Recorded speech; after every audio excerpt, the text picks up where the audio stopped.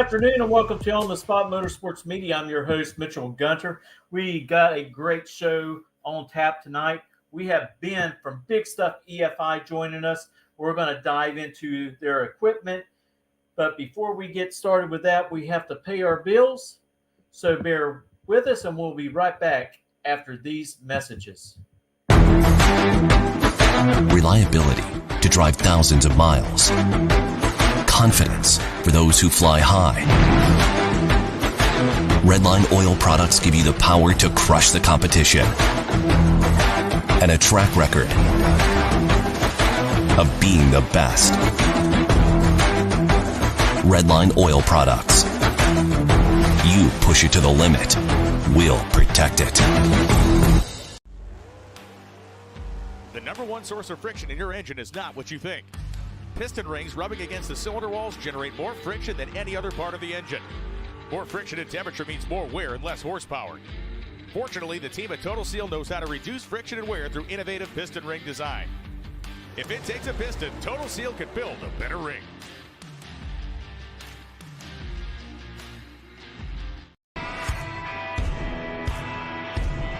Hey Tornado fans, this is Kurt Miracle of Miracle Automotive and Towing, proud sponsors of Tornado Football. I want to welcome you to beautiful Stark, Florida at David Hurst Stadium, and thank you for letting us be a part of this community. We're here for more than your automotive and towing needs. We're here to be part of Tornado Country. Go Big Red! With more than 30 years of engine and drivetrain experience, Big Stuff is your one-stop total power management solution. Whether you're controlling a 600 horsepower street car and want the best drivability, or have a 6,000 horsepower race car, need the most foolproof, reliable control hardware, Big Stuff can do it all. All of our components are designed and manufactured right here in the USA, including our computers, wiring harnesses, touchscreen displays, and more. Nothing is built offshore, and we take pride in being one of the only automotive aftermarket manufacturers that can say this. Learn more at BigStuff3EFI.com or connect with us on Facebook and Instagram for more information. Hey, Ben, first of all, I want to thank you for joining the show tonight. I know you're out west. You're a little behind us in time. But we're still going, though. Trust me, we're not closed. We're still going. So. You're still going. Yep. We'll appreciate it. And I tell you what, me and Robert, we've been looking forward to having you on and talk about your products, talk about the history of the company, and also the racers that y'all actually support in NMCA, NMRA, NASCAR, PDRA, all those different organizations. No, for sure. Well, just thanks for having me on, guys. I really appreciate it. And I think we're going to have a lot of fun. It's not too often you come out here and we can geek out on fuel injection as much as you guys want. You know, we got a lot of stuff that we can cover. I'll go as long as you guys want to talk about fuel injection for it. Trust me, there's no stopping me once we get going here. So that's fine. That's fine. You can talk all you want, Ben. We appreciate you. We appreciate you taking the time out of your busy schedule to come on here and talk to us about Big Stuff and the great things that you've done. First thing I must say, that is one of the best commercials I have seen that covers such a wide arrangement of drag racing and other things. I mean, I really like that. So that's a really good thing. But go ahead. Go ahead. We couldn't squeeze in the boats. You know, we couldn't squeeze in some dirt guys. We couldn't. I was going to ask you about that. Yeah. You know, if you're going to put on some drag boats or something like that, or just offshore. In the time allotted, though, we were. I think we fit in as best as we could. You know. So yeah, it was a good arrangement. That's for sure. I tell you, Ben. First, we'd like to talk to you. Tell us a little bit about yourself and tell us a little bit about the history of Big Stuff and how it came about. Yeah, sure. So Big Stuff itself, it's really a crazy story of twists and turns, and including myself, of how I'm even here right now. You know, the founder of the company, John Meany, when he was actually developing the company, he had no idea what he was even going down the path as far as what he was starting. And basically about 40 years ago, he's in college, and he's thinking that for his senior project, he's actually going to make an advanced carburetor. And his professor goes, "Why are you going to make a carburetor? Those are going to be old news in 5 years. You should actually develop some sort of electronic fuel injection system." So lo and behold, his senior project actually became a fuel injection system on a '69 Camaro. And amazingly enough, for his senior project, he was actually able to drive it around the parking lot with an old school Radio Shack breadboard, little processor, some memory. And his senior project was actually a fully functional fuel injection system. I mean, really, wow. just design a fuel injection system for your senior project. And again, this is going back into the early 80s, where there are these little things called microchips that are just coming out now more and more in the automotive industry, still very new, right? And this guy gets his 6.9 Camaro to run on it. So yeah, it's pretty ridiculous how there's already some little flowers blooming here of where we can eventually take this, one day. But it was nowhere near starting company back then, but he basically showed himself he could build a system at that point. Again, very crude by today's standards. I mean, just so crude, but it worked. Oh my goodness. I did not realize that was part of his senior thesis or his senior project in college to do that. I thought it came after he was working, what was it? Is that Bosch? Okay. So Bosch was basically one of the places that he turned to after he graduated. And when he was at Bosch, he basically said, okay, well, we're going to start focusing on this part. And when they were at Bosch, they actually developed basically the first multi-point fuel injection system. Because again, back then, if you guys remember, they were carburetor looking things. Right. They had the 2 injectors, and that was fuel injection back then. Right. Yep. So in conjunction with GM, they actually developed the first multi-point injection system back in '85. So now that's another first, right? First multi-point fuel injection system available on a car is now available for purchase, and he worked on that with Bosch. And Bosch gave him so many avenues of research development when it came to what he was trying to basically build.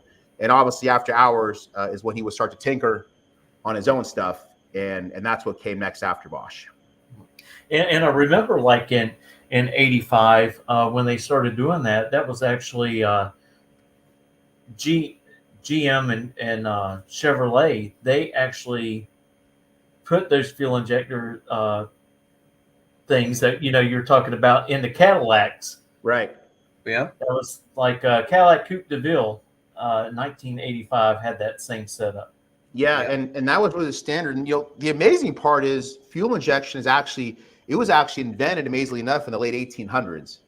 So if you actually go way back, they learned that you could actually make a little bit more power, be a little more efficient back then, right? And then in the 50s is when it came out. Sorry, I'm just a fuel injection geek. I love all this stuff. Nothing wrong with it. It's all good. Yeah. Go. So really in the 50s, GM actually put it on the Corvette, right? Now, again, we're not talking computerized fuel injection here. We're talking mechanical still. But again, you got to start small and work your way up, right? 70s, 60s, 70s, again, they're trying it more. They're actually trying to convince the public at that point that fuel injection is actually okay, because everybody was so used to carburetors back then. Nobody wanted fuel injection. No, we want a carburetor because we know it, right? Right. And then come around the 80s when they first, again, when that little thing called a microchip started to get robust enough. What's interesting is when they first started out, the biggest killer of fuel injection systems were actually noise. So you got a car that's, pumping cylinders, you got a ton of spark energy everywhere. Basically, a car is a big magnet, right? So you'd have these fuel injection systems. And if you ever want to go on YouTube and Google F1 turbo technology, EFI, something like that, there's great videos of the early Bosch engineers with these massive, massive containers of electronics. And it was one of the first ECUs for F1. And in those videos, you see them battling noise, because the noise is getting in electronics. They're saying, how do we get rid of this noise to actually have a clean RPM signal so we can actually calculate fuel and spark correctly, right? So it's been a never-ending battle really over the years with noise. And even to this day, there's still, sometimes there can be an issue with noise because it's electronics. They're just saying, everything makes noise. And unless you can defend it properly, you're going to have some issues, So I think that's where the core of the product has always been, because you started working on this 40 years ago. Hey, the core of the product has to keep noise out. We got to be able to have the cleanest RPM signal possible, right? I mean, the core of fuel and spark has always been there. So, but yeah, it's amazing actually how long it's actually been around, and how, starting at Bosch, they really started taking the technology from something that really wasn't seen as robust. I mean, the first ECUs back then for fuel injection, they were expected to fail around 100,000 miles. Oh, really? Right? Yeah. So they were expected because what happened is the trunks would heat up over time, and they couldn't run the fuel injectors and do everything that they needed to do. They were a wear item, right? So now, it's in today's day and age, the trunks have gotten so good, we'll go 1,000,000 miles, right? But again, when the technology first started, it was nowhere near there. So I remember reading old articles where like Elderbrock and other companies like that back in the late 60s, early 70s were designing, just like you said, primitive fuel injection, or trying to do primitive fuel injection. It was basically like throttle bodies in Essential on a single plane intake, and then configuring many different things. And like you said, looking at some of I call it open air ECMs because everything was exposed in these boxes and just full of insulation around them and noise deadening and electronic stuff. And the more that you mentioned that, the more I started thinking, it's like going, how difficult that must have been initially, because junk in, junk out, you're going to have that. So I still hear a lot of people today when they install fuel injections, whether it be your companies or others, but installing fuel injections, and that is still one of the number one problem. And I don't mean particularly on a race car. It could be a hot rod or street rod or whatever. And I definitely want to hear your advice on, like, hey, here's a simple thing that people forget, whatever. Right. Well, again, because of that research and development, I mean, going back so long ago, the biggest thing they realized was the ECU has to get power and ground from the battery. And that's actually why with our kits, still to this day, we've got an 8x10 piece of paper that says, listen, put the main power and ground to the battery. And so do most of the manufacturers too, because they learned that the best power source obviously is the battery, and that also acts as a great noise filter. So if you try to put the power and ground somewhere else on the car, you could be hooking up literally to a noise magnet. You don't know what's going on. You could have an issue that way. So the very, very basic of aftermarket fuel injection now is to hook it up to the battery. You got to do that. And all manufacturers state that now. But again, when you're inventing this stuff, you're not necessarily realizing the path you have to go down. So definitely in the early systems, they may not have always gone to the battery. There may have been issues, but that's like EFI 101 basics nowadays. But still, some guys will get a car once in a while. Okay, where are the battery cables at? Oh, it's on my alternator. It's on my starter for power. You know what I'm saying? I got the ground on the motor plate or on the engine block, and it's like, no. We can't. We have to stop right there. You got to put it back on the battery where it's supposed to be. Then we'll start having another conversation, Yeah. Okay. Start with the basics and reading all the instructions. Number one, read all instructions. Yeah, but I'm just as guilty as not reading instructions as the next person. So when we get a call, if it's something we can handle the phone real quick versus just saying just read the instructions, we'll be happy to take care of it over the phone. But yeah, I am actually embarrassed to say how big our instruction manual is, and I wouldn't want to read over almost 300 pages of stuff. But if some guy wants to geek out, so that's actually why we broke down our manual into much smaller increments. So you can actually go piece by piece. Hey, I want to learn about the traction control. I want to learn about just the ethanol. You can just get that manual and focus on that if you want, versus trying to get your head, all awash with that much information.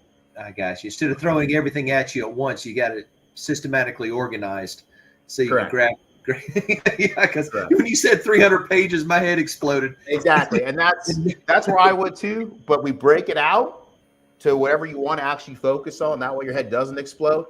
And then even if you still do, email us. You can text us. We have an amazing dealer network of guys that support the product, so it's not just us, But there's many different ways to get the answers that you need. I got you, Mitchell.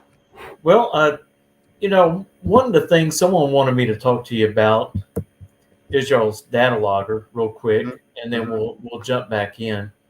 So explain to the viewers about y'all's new data logger. Yeah, so the data logger itself, if you actually look at this picture that you have right there, you can configure it a multitude of ways. So the data that you can want to look at is on the upper left. You can completely configure that data however you want it to look. You can smooth it however you want it to look. And all your data points are down below. And really with the interface, there really is no limit to how far you want to go with it. You can remove all the data points that you don't want to look at. You can change the colors if you want. You can add a multitude of graphs. up on there. Like right there, you're looking at a single graph. We can have up to 5 different graphs showing at the same time. Then on the right-hand side, you're going to have 2 tables or 2 sections in the tune-up you can be working on together at the same time. So depending on what you want to change, you can be doing this in real time or offline to the ECU itself with a log. You can be going through and just simply picking out your data and making the changes however you actually do want to change them. So when we actually do trainings on site, we can spend sometimes over an hour just on the data logger section, if not longer, because it's so powerful for everything that you can do in it, as far as configuring, making calibration changes. Really the sky's the limit inside here. So you using that graph that was there as an example, I take it like something, for example, the top right would have been like the fuel curve chart, and then the bottom possibly would have been a timing, something like that.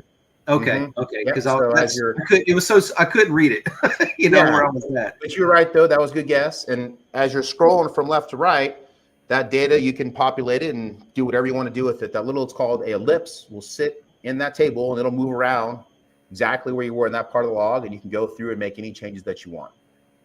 I got you. That makes sense. Now, tell me something. I'm curious now. When going back sure, what we were talking about, when John came out and he was working in Bosch and he started tinkering and basically created what is now Big Stuff. Okay, the company, and he is churning out ECUs on cutting edge technology. Okay. Then you progressing forward, and from what I understand, you met John a long time back when you were racing, and but when you were racing and you started picking up his equipment, using his equipment, correct? Yeah. That's actually how our relationship started. Was I've just been a racer since the early 2000s, so over 20 years we've been racing, and I actually was more of a blow through carburetor guy because I'm kind of a husky guy, not sure if you can tell here, but we always got a weight break for running carburetors. So for the longest time in our own personal car, I could save 300 pounds, which is, pretty close to me, to basically keep out of the car. So we were blow through a lot, but I did a lot of tuning on Big Stuff. When I finally needed to go fuel injection, I went Big Stuff that way. And I've been, with that system obviously ever since. And I just met John by being a racer. We did very well on the West Coast for NMCA. We raced the 8.5 inch class out here.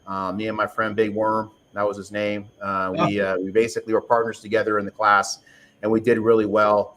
He had a championship. I ran it up 2 years in a row, but I won quite a few races. We set records in that class. And I just started a relationship with John because he was cutting us contingency checks, and I would call to order some parts. And I talked to his wife who ran the phones. I just liked the fact it was really a small business, right? It was a small business. And I said, I want my computer. I want my computer. And when it was time, he actually said, well, if you want this guy, which is what the new computer is right here, this Gen 4 box. He said, if you want it, why don't you come on out here and work for me for a little bit? And I said, are you sure about that? He goes, yeah, I could use some help. And I said, well, I will gladly take you up on that. So really, I think it was more of a dare. I was thinking he could have been joking around with me, but I literally booked a ticket, got a rental. He worked out of his house. He just said, you can just stay here. And literally a month later, I'm driving up to his house. And the best part of the story is that when I'm driving up to his house, it's a winding road, and I'm realizing I have no idea what this guy looks like. I didn't know research on him. I just know he's the fuel injection god, and that I'm going to go work with this guy. I'm so excited. I'm like, well, I better know what this guy looks like. So literally on my phone, I'm Google imaging, John Meany. And as I find an old, Harvard article or something, or CarCraft, and there he was, with his Corvette and stuff. I said, okay, cool, there he is. So I'm driving up, and as I pull up, I see an older gentleman, and he's sitting on the back of a beat-up old red pickup truck. He's got some New Balances, and he's got a safari hat on. He's got gardening mitts on. I said, okay, cool. There's the gardener. I'll go talk to him, and I'm going to see where John's at. John's doing some dyno work. He's doing some development. We're doing some cutting-edge stuff right now. So I get out of the car, and I walk over to him, and I said, hey, I'm looking for John Meany. And he goes, that's me. And I'm like, well, that's a terrible way to start the relationship off. But it was great. We both had a laugh about it because I didn't expect it to be him. I really thought it was the gardener, but he's actually an incredible nature buff. I mean, he loves nature. I mean, he could tell you everything about trees, and I mean, the guy just loves nature. So it was actually pretty cool. I never even knew that about the guy. And literally within a half hour of me meeting him, we were in that truck. doing research and development, and we're off and away and running. It was that fast. Really? I mean, it was literally that quick. Was that truck one of his test mules? Yeah, it was. It was. And we'd go out there on the highway and he'd say, okay, we got to work on some of this stuff. It was definitely more of a test for me to see what I could bring. Is this going to be worth his time? Right. And instantly the first problem that we had a boost controller issue for just doing some overshooting on the street. And I was able to make some recommendations. And if we worked with another one of our main guys in the company, did some programming editing, and boom, if that thing didn't work perfect. So I think he kind of became a believer on that trip of what I could bring to the company as far as, making it better. And you were serious and understanding what you were talking about. So, yeah, and that makes sense. You needed somebody to bounce the ideas off of and different technology off of, and you took them up on it. I haven't met anybody that just flew across country, like you said, on a dare.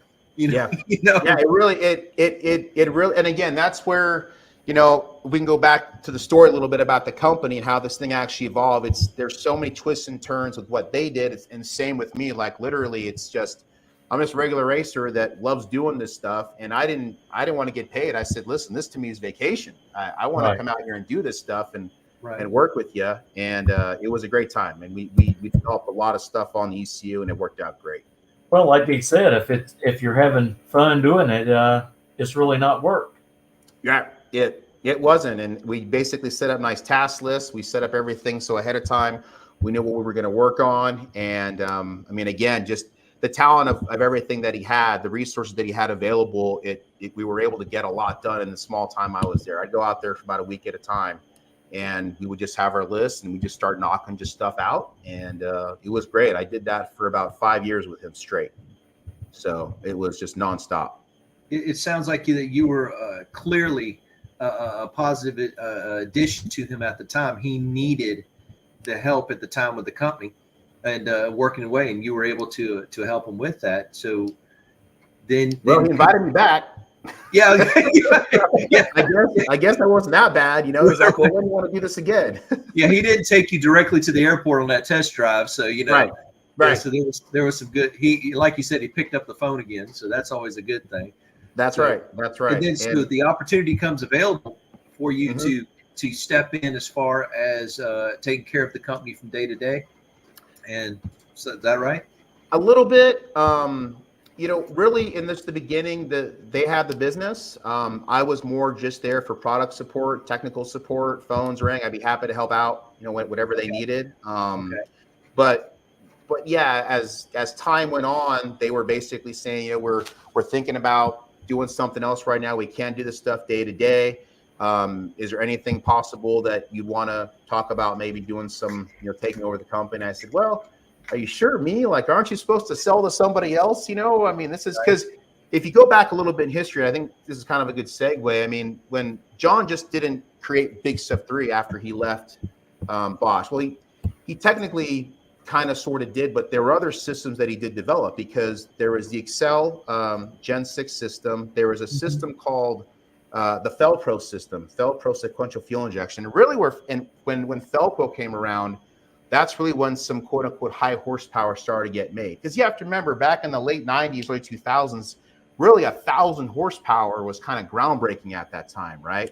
And again, you got big injection systems. Coil unplug wasn't as popular, so you had these huge MSD boxes, right, with these huge coils. You had magnetos there, right? So he was able to cut his teeth on some other systems. And when the opportunity basically came in front of him to start Big Stuff, there was no magic ball. There's no crystal ball in front of him to say, well, you're going to have an amazing company. You're going to develop basically the fastest system on the face of the earth and break every record at that time, right? There was so many naysayers that basically said, you're never going to be able to do this. And I think one of the great things, it's not about John, but really about his family.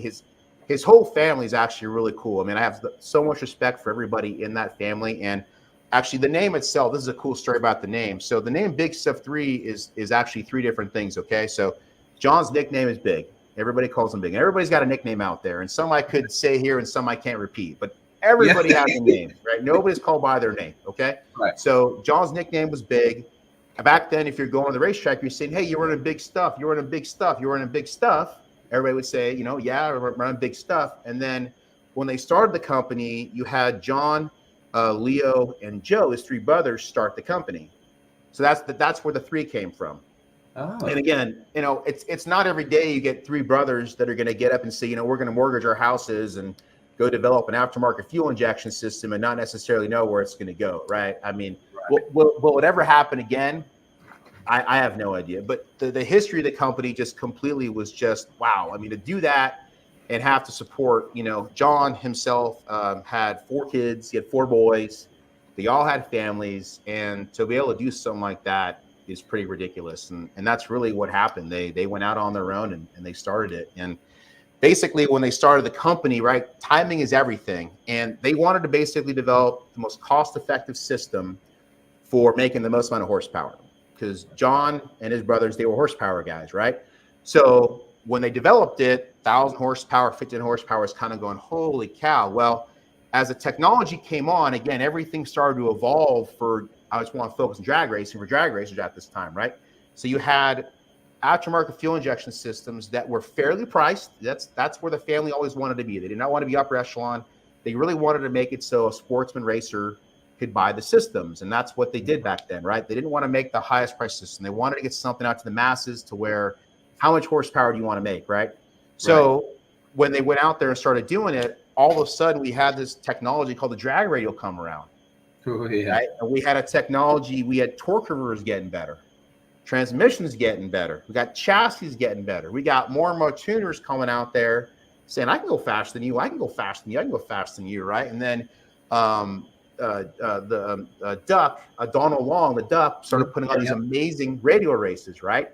And I'm from the West Coast, and I'm just watching all this, and literally my jaw's on the ground. I'm going, how are these guys going so flipping fast, right? I mean, the amount of glue on these tracks must be that thick with the radial stuff, right? Yeah, one of Duck's races is insane.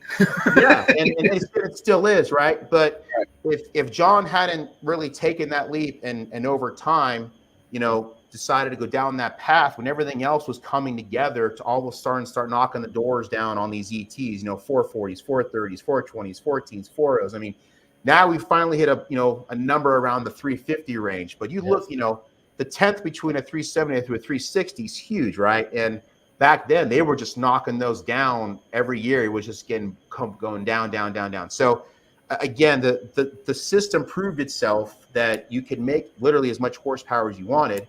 Oh, and the other thing too is back then, okay, again, we're talking in the early 2000s, everybody was gas. There was no, who had alcohol and fuel injection? You out of your mind, you can't run alcohol and fuel injection, right? Well, alcohol obviously makes a ton of power. So when they wanted to go alcohol, him and Harry Haruska, I'm not sure if you guys know that name, okay? Yep. Him and Harry, very good friends. Harry's an awesome guy. I've got the pleasure of meeting him through John, awesome guy. They started doing a bunch of alcohol work. And again, never been done before, right? They invented this little thing called the 16 injector staged injection. So you'd floor it, you'd have a second set of injectors come on, and now it'd be a seamless transition to 16 big fuel injectors, right? Because when they started, you had to have all these 160-pound injectors all over intake pipes and everything because there were no injectors to accommodate that. So now, here we go, right? We got some more evolution coming, right? Now I got some bigger fuel injectors coming online here. So now I can support 3,000, 4,000 horsepower because I've got enough injector to support it, right?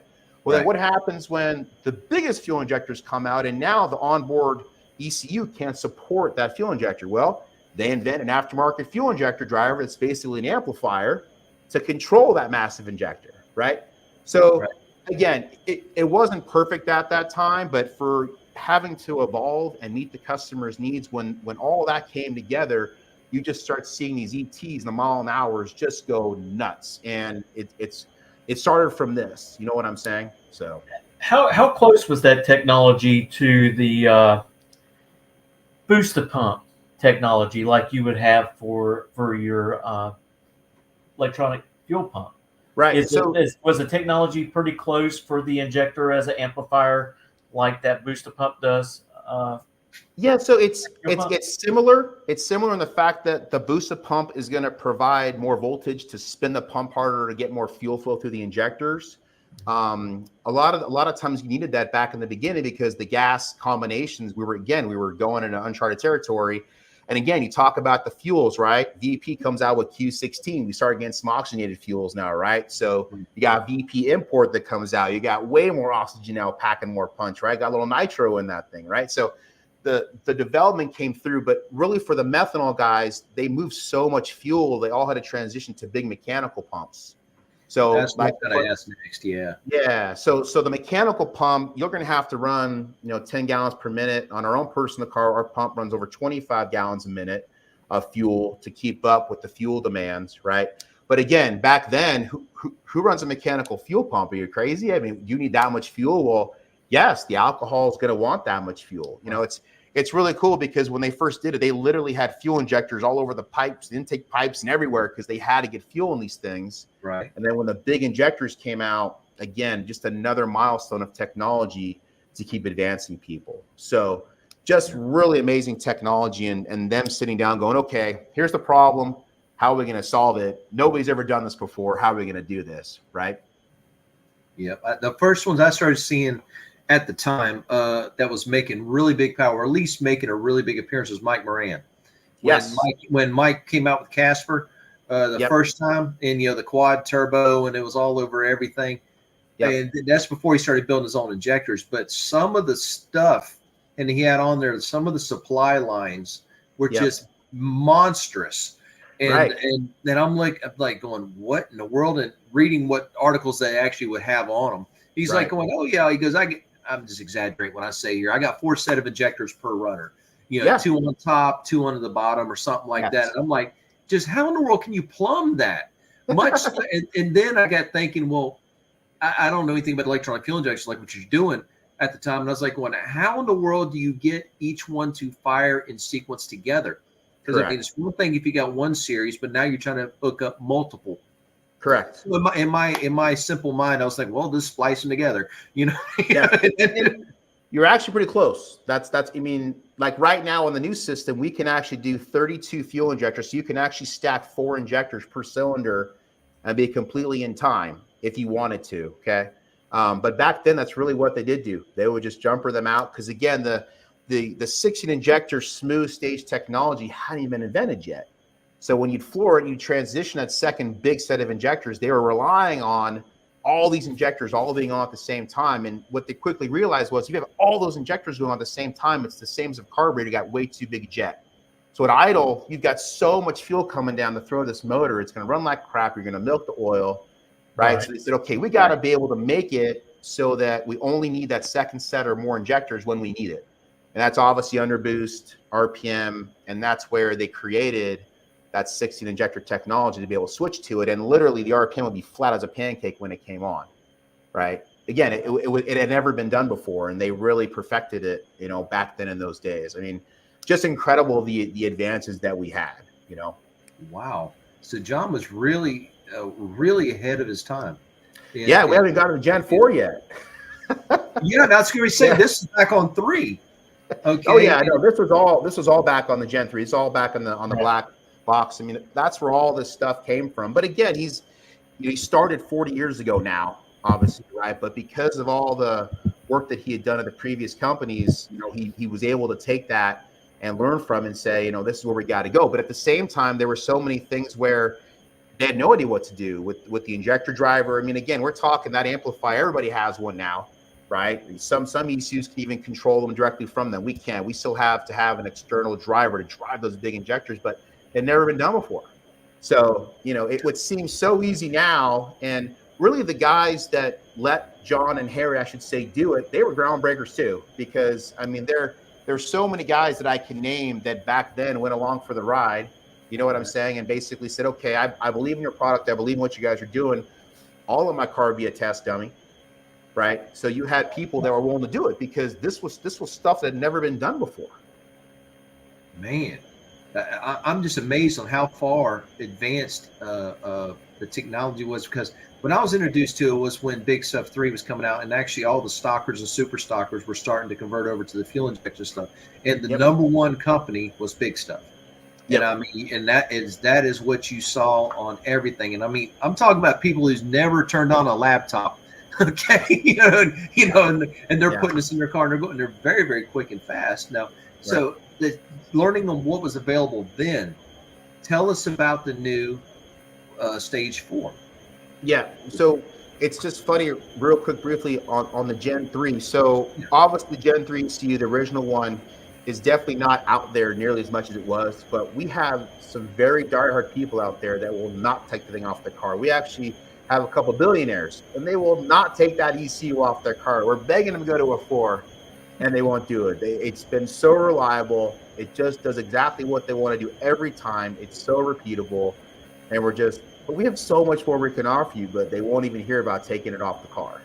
You know what I mean? So right. They're happy. It just works every time. And how do you argue with somebody with that, right? You're familiar with it. Right. Yeah. If it's not broke, don't fix it, kind of thing. Exactly. But it's so funny though, because basically when the Gen 4 development came around, they made it as a direct replacement basically for the 3. It's got the same inputs, as far as the wiring and everything. It's got the same footprints. So they said, okay, we're going to basically make one of the most advanced ECUs ever, but we got to use the same footprint as what's currently out there so our guys can upgrade to it very easily, So when they went into the actual development of that computer, basically the goal was to have the hardcore spark fuel, air fuel ratio technology that they had. Oh, the other thing was back then, again, with alcohol cars, there was no way to read alcohol air fuel ratios that low. Because if you guys know anything about alcohol, you use about twice as much as gasoline, right? Right. So what happens is, or what they realized was the O2 sensors that they were using back then at that time, they couldn't read properly. So they worked with another company. Again, John had a lot of connections with his family. They got with another company and they were able to develop a micro that worked with a sensor that could read down to 2.9 air fuel ratio. And again, just totally unheard of. It hadn't been done back then, right? So at that point now, you're able to make big boost, big power, actually read the air fuel ratio that low, because most alcohol guys relied on EGTs, right? So EGTs can only get you so far though, but if I can actually see the air fuel ratio and what it's doing, then I can create that map quickly. I can adjust to it quickly. It's all about saving money, saving time, saving passes, all that stuff, right? So again, I just keep going back to it because so many firsts were done with that guy, and so we obviously brought that technology over to the 4 as well. So, but yeah, basically with the 4 now, we took everything that we learned, brought it into the 4, and the biggest thing about the 4, one of the biggest things about it is that on the ECU itself, on this side right there, we actually have an Ethernet port. So again, the biggest thing that John and his family wanted to do was they wanted to make an ECU that, bang for the buck wise, this guy can support anywhere from 600 to 6,000 horsepower, and it's under $2,000. And the kicker is that it's actually made here in the U.S. Right. So the ECU is made here. Yeah. We actually don't manufacture anything offshore. The ECU, our expansion modules, our touchscreen dashes, our injector drivers, even our wire harnesses are out of Texas. So we don't farm anything out. And the great thing is that, as the company owners, we don't wake up every day going, oh my God, I got to hit these numbers, right? I got to hit that margin. We got to hit that spreadsheet. We really, to be completely upfront, we don't care about that. What we care about though is the customer experience. We care about them getting their products in a timely manner. And we want to make sure that wherever they're at, we give them as much success as possible, for whatever they're doing. So that's the focus. It's not money per se, because if it was, we just offshore everything and go to China and make 10 cents more on everything. But that's not the case, right? The case is to basically build the baddest product that we can build while still building everything here, and unfortunately paying our American taxes, which is a lot, but at least it keeps everything here. And there's nothing wrong with the global economy now. There's not. But if there's people that do care about that type of stuff, we can be an option for that, right? We can be somebody that 100% unequivocally, we make everything here. When we cut checks for our systems and for our manufacturers that build our stuff, it's going right here. It's not going anywhere else. So. I like that. American made, American paid. Yes. Well, I got a question.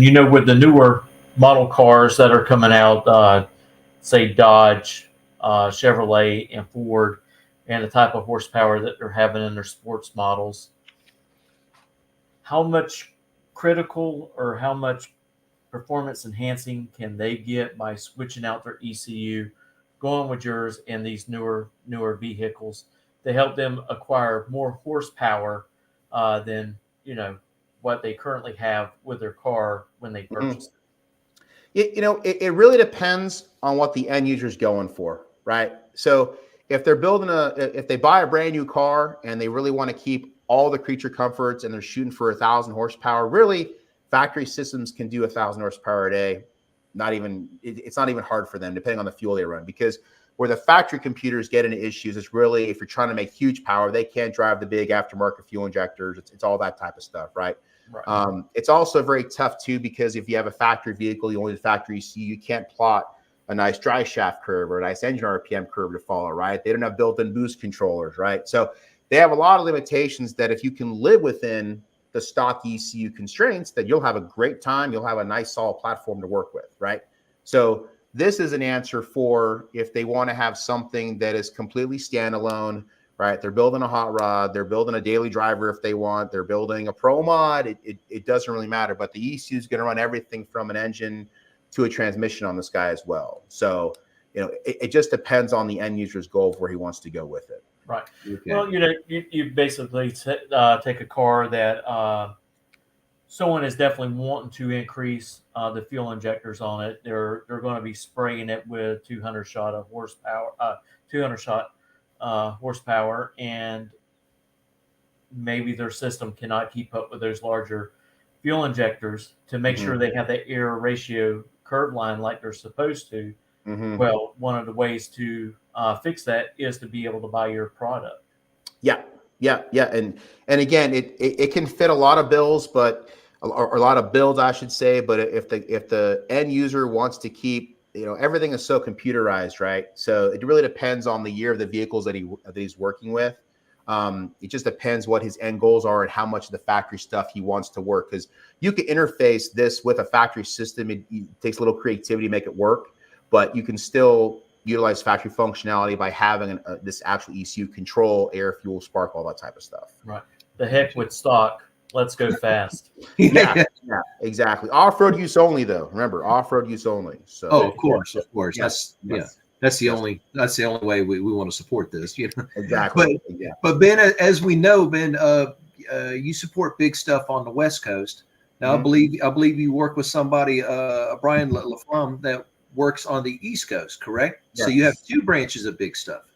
Yeah. So we have an East Coast version now. So little history on Brian. He's been a Big Stuff user forever. I was introduced through him from a gentleman named Brian Metz. Brian Metz has been around a very long time. He's an incredible tuner.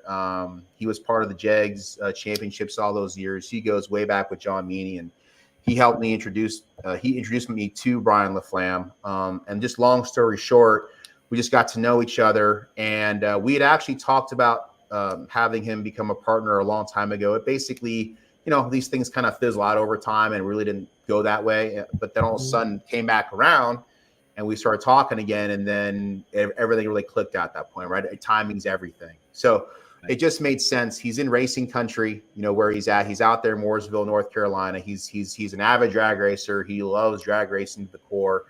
His wife, Michelle, she's awesome, totally supports him. They're out racing right now at Bristol. And they race in the extreme top sportsman class. And for the most part, he's always used Big Stuff from the very beginning of his career, till now. And now he better use it because he's a partner. So he has no choice now to run it. But no, just awesome family. I mean, again, we're just truly blessed. We just have awesome people that work with every day.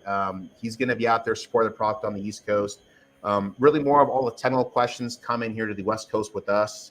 Right. And then from there, we'll go out if necessary. But no, he's a great addition to the company. We're very lucky. He's very passionate about what we do. Loves the story behind it. Also, I mean, again, there is no other story really like this in racing. I mean, if the Meanies hadn't had a love for racing and wanted to get up and do this 24 hours a day, because when I worked out there with him, we would get up at 7 a.m. and go till 2 o'clock in the morning, and you'd get back up at 6:30, back at 7 a.m. and you would just repeat. I mean, the work ethic is unreal from them. And again, it's a great partnership with Brian. He's the same thing. Let's just make the baddest product that we can. Right. Give it to the masses. Let them see it. Not force anything down anybody's throat. And then again, when I eventually do talk about everything that the ECU does do, they're like, it does what? And we haven't even really gotten to some of the, really cool features about the ECU that really still this day, again, for the price point, okay, you're not going to find anywhere else. That's perfect, because that's exactly where I was going to go next. Is you and I, we were all talking backstage before we came on here.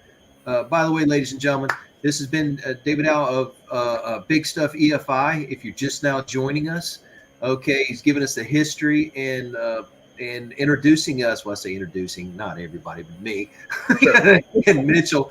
Some of the ins and outs of some of the Big Stuff products and some of the amazing history of this company and amazing future forthcoming. But speaking of the Gen 4, you were talking about a lot of the improvements made over the Gen 3 and other products that you've had.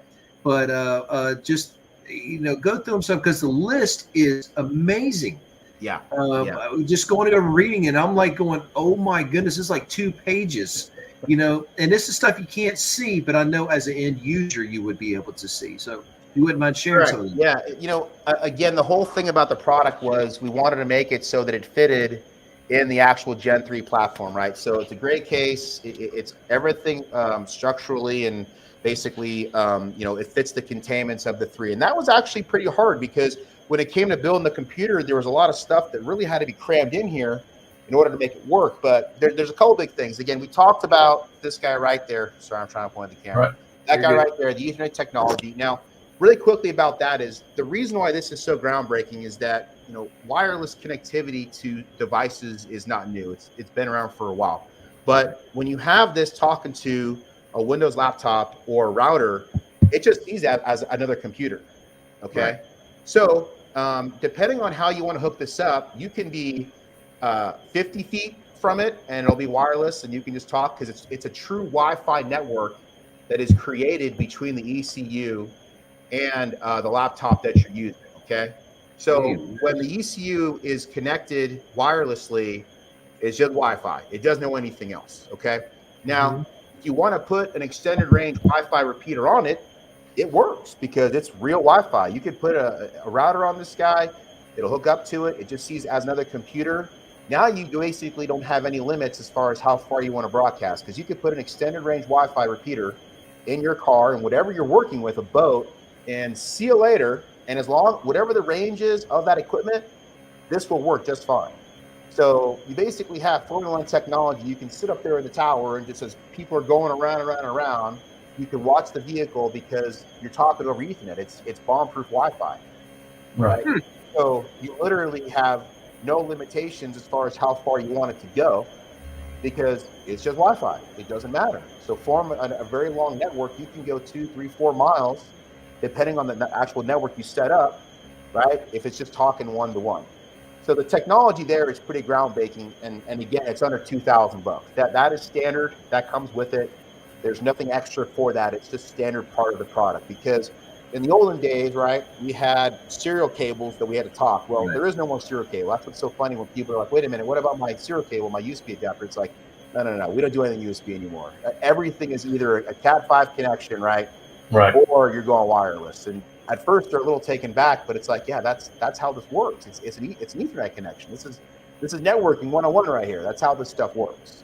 Okay. Oh man. Yeah. That's the communication protocol for it. So when people first hear that, and again for the price, they're like, just how is it possible? So that's neat to hear them do that. Now, the reason why this is so important is because we offer, again, we're still the only one that does this. We have our expansion modules. Our expansion modules connect to this network, and because our connectivity is so fast, it's 100 megabits per second. Okay. So 100 megabits per second, okay, is 100 million bits per second.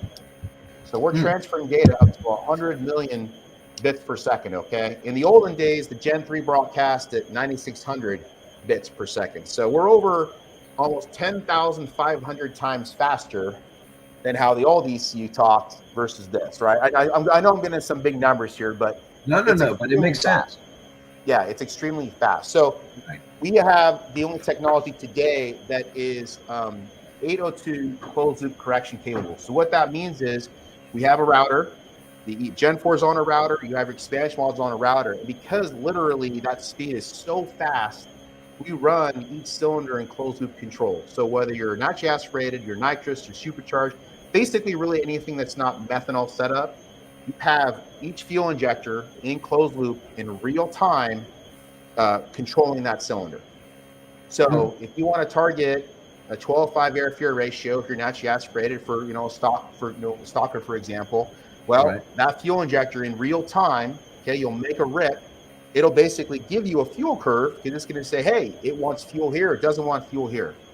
So you can literally transfer that to an individual fuel table and you're done. Right? So an O2 per cylinder is nothing new. That's nothing new.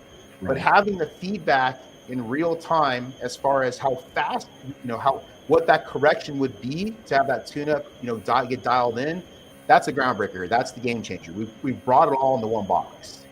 So literally, whether you're a manufacturer or you're developing a product or you're a racer that wants to squeeze out every little bit of horsepower possible, the ECU will tell you exactly what to do because it just plots that curve and says, here you go. This is what this cylinder wants.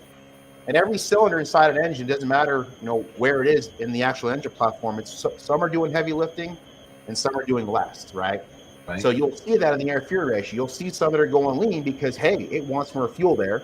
You'll see some that are really fat because it wants less fuel there, and that's really could be a function of how it makes power. That could be a function of airflow and intake manifold where the fuel actually wants to go based on the harmonics of everything, but you can literally just plot the curve so fast. And that's where when I get on the dyno with these guys and I'm done in 2 pulls, they're like, how is it possible? I'm like, well, it'd be embarrassing if I couldn't do it that fast because I have the feedback telling me exactly what to do. Right. And you can actually, even if you want to, there's actually auto tune available for individual cylinders as well. So you could hit the laptop and just stand back and then auto tune will actually tune your cylinders for you individual cylinder wise as well, if you want to get really lazy about it. which comes in very important with nitrous systems. Yep. Because you don't want nothing to go lean. Correct. You always rather be a little fat because lean is terribly bad. Especially for nitrous, and consequently, too fat's a little bit, that could be detrimental too, right? So lean is mean to a point. Right. And what we actually have on the system too is again, because we can react so fast, we have AFR safeties per cylinder. So if that cylinder actually gets too lean for whatever reason, if that fuel injector is getting plugged up, if something's happening in that cylinder, we'll actually turn off that fuel injector or injectors, and we'll have a flag that will pop up and it'll say AFR safety cylinder number 2. So you'll actually know what cylinder was turned off because the safety triggered it, and it's going to save your engine. So on the methanol side of things, again, for our big players that have a lot of horsepower methanol, again, you're depending on 2 big fuel injectors, right, to support that cylinder. What if you lose that one? So it's the same thing. We actually have EGT monitoring, and if that alcohol engine gets too hot, we're going to try to add some fuel first. But if that doesn't work, we're going to shut off those cylinders. We're going to shut off that cylinder and just let it just pump air. So again, it's so critical, right? Because if you have 2 700-pound fuel injectors, if you lose one of those guys, we're going to kill that injector or injectors. I'm sorry, if something's wrong, and we're going to save the engine. Because unfortunately, things happen, right? You may lose you may lose a fuel injector. I mean, we had clips pop off, right? You lose one of those injector clips on that cylinder. You got one going in. Well, congratulations, your cylinder just became a blowtorch. Because I got half the fuel going in it, right? Right. So we'll save that cylinder. But yeah, that's all built into the box as well. Oh, well, man. I'm the nitrous guy, as you can probably tell, asking all the nitrous questions, and I like that functionality to the system. Yes. Safe from burning up a piston or throwing a rod out. I mean, that is really, really helpful. Yeah, so Don Mazier, one of the racers that we work with all the time, Don has been a user of Big Stuff forever. I mean, him and his family, they're just a great family, like Big Stuff, Small Biz, and he's used Big Stuff forever. And what's cool about his family is they're the eternal battle of carburetors, versus fuel injection. And Don's done really well. They've done really well. But Don uses this on his nitrous. I don't want to say pro mod, but he runs Top Sportsman as well. But he basically has a pro modish car. But again, whether you got 1 kit or 5 kits, right? It'll literally look at each cylinder. And for him, he's ran two pretty heavy duty kits, and it just fine tuned each cylinder, and he just goes into the adjustments and boom. And again, once you get that data, once the motor tells you what it wants, and once the ECU says, hey, add fuel here, take fuel out here, your curve's basically done, right? Because that cylinder is not going to change magically over time unless you lose a rocker or a push rod or the airflow changes for some weird way, right? So once you build that curve, if something starts going haywire, all of a sudden it's adding 20% or it's taking 20% out of that hole. If something's going wrong, you'll know it because the correction will tell you, right? Okay. So basically, going along that idea of the curve with the fuel curve, are you able basically, after you make a run and you get that data the first time, are you basically able to set up parameters outside that curve, meaning if add 10%, subtract 10%, anything beyond that, limp mode for that cylinder, that kind of thing? Is there that kind of safety parameters in it also? Yeah, absolutely. I like that. So so again, one of the big functionalities of the system is that we utilize what's called a gear by map. So what happens is if you're racing and you're switching gears, well, we have 24 by 24 tables, and as you shift into the next gear, well, now you can zoom in between 7,000 and 9,000 RPM, right? And you can zoom into a certain part of the map, which is where you're going to be in. So not only are you doing closed loop correction per cylinder, well, now you're zooming in per cylinder, and then every cylinder has individual fuel and spark as well. So as you're changing in different gears, right, the load changes because mechanically that gear ratio on that engine changes things around. So not only per gear do you have the individual tables, well, in each gear you also have the individual fuel and spark per table. I'm sorry, per gear. So you literally have up to 4 different gears that you can play with, and every gear has its own individual fuel and spark table to adjust based on the load changing. Okay, that is mind-blowing, being able to basically break up, let's just say in the graph of a gear change through a 5-speed, up and down of the curve of both RPMs and load and all that stuff, be able to isolate each gear change and then work in that parameter, isolate each one out. Correct. What you're saying.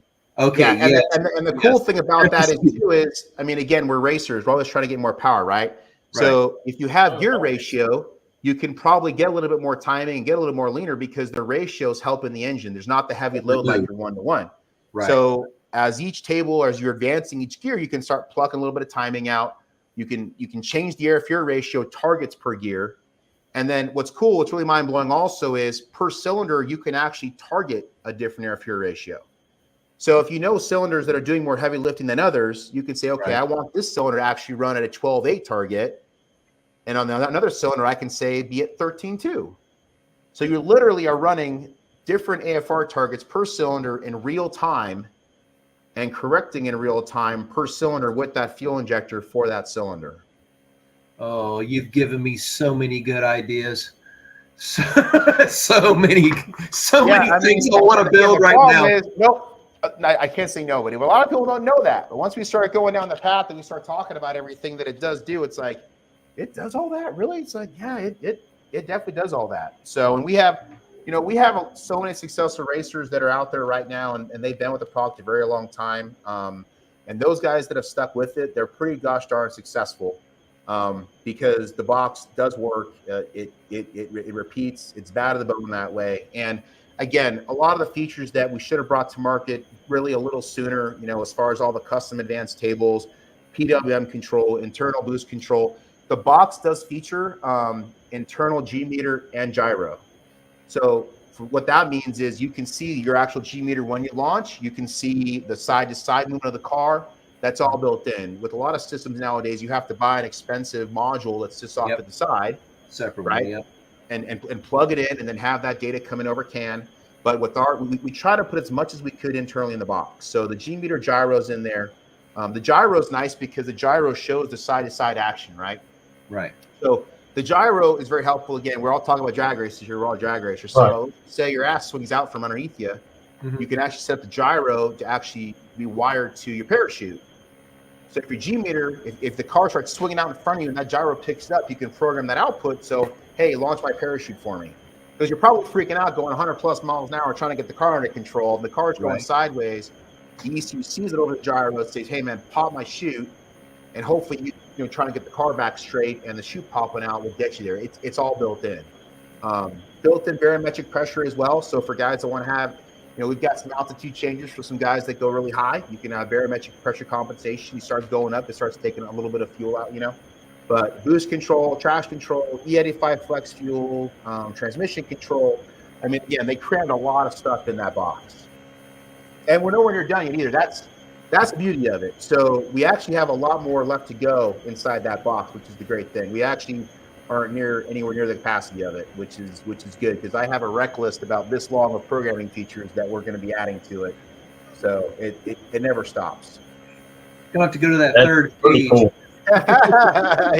yeah, exactly.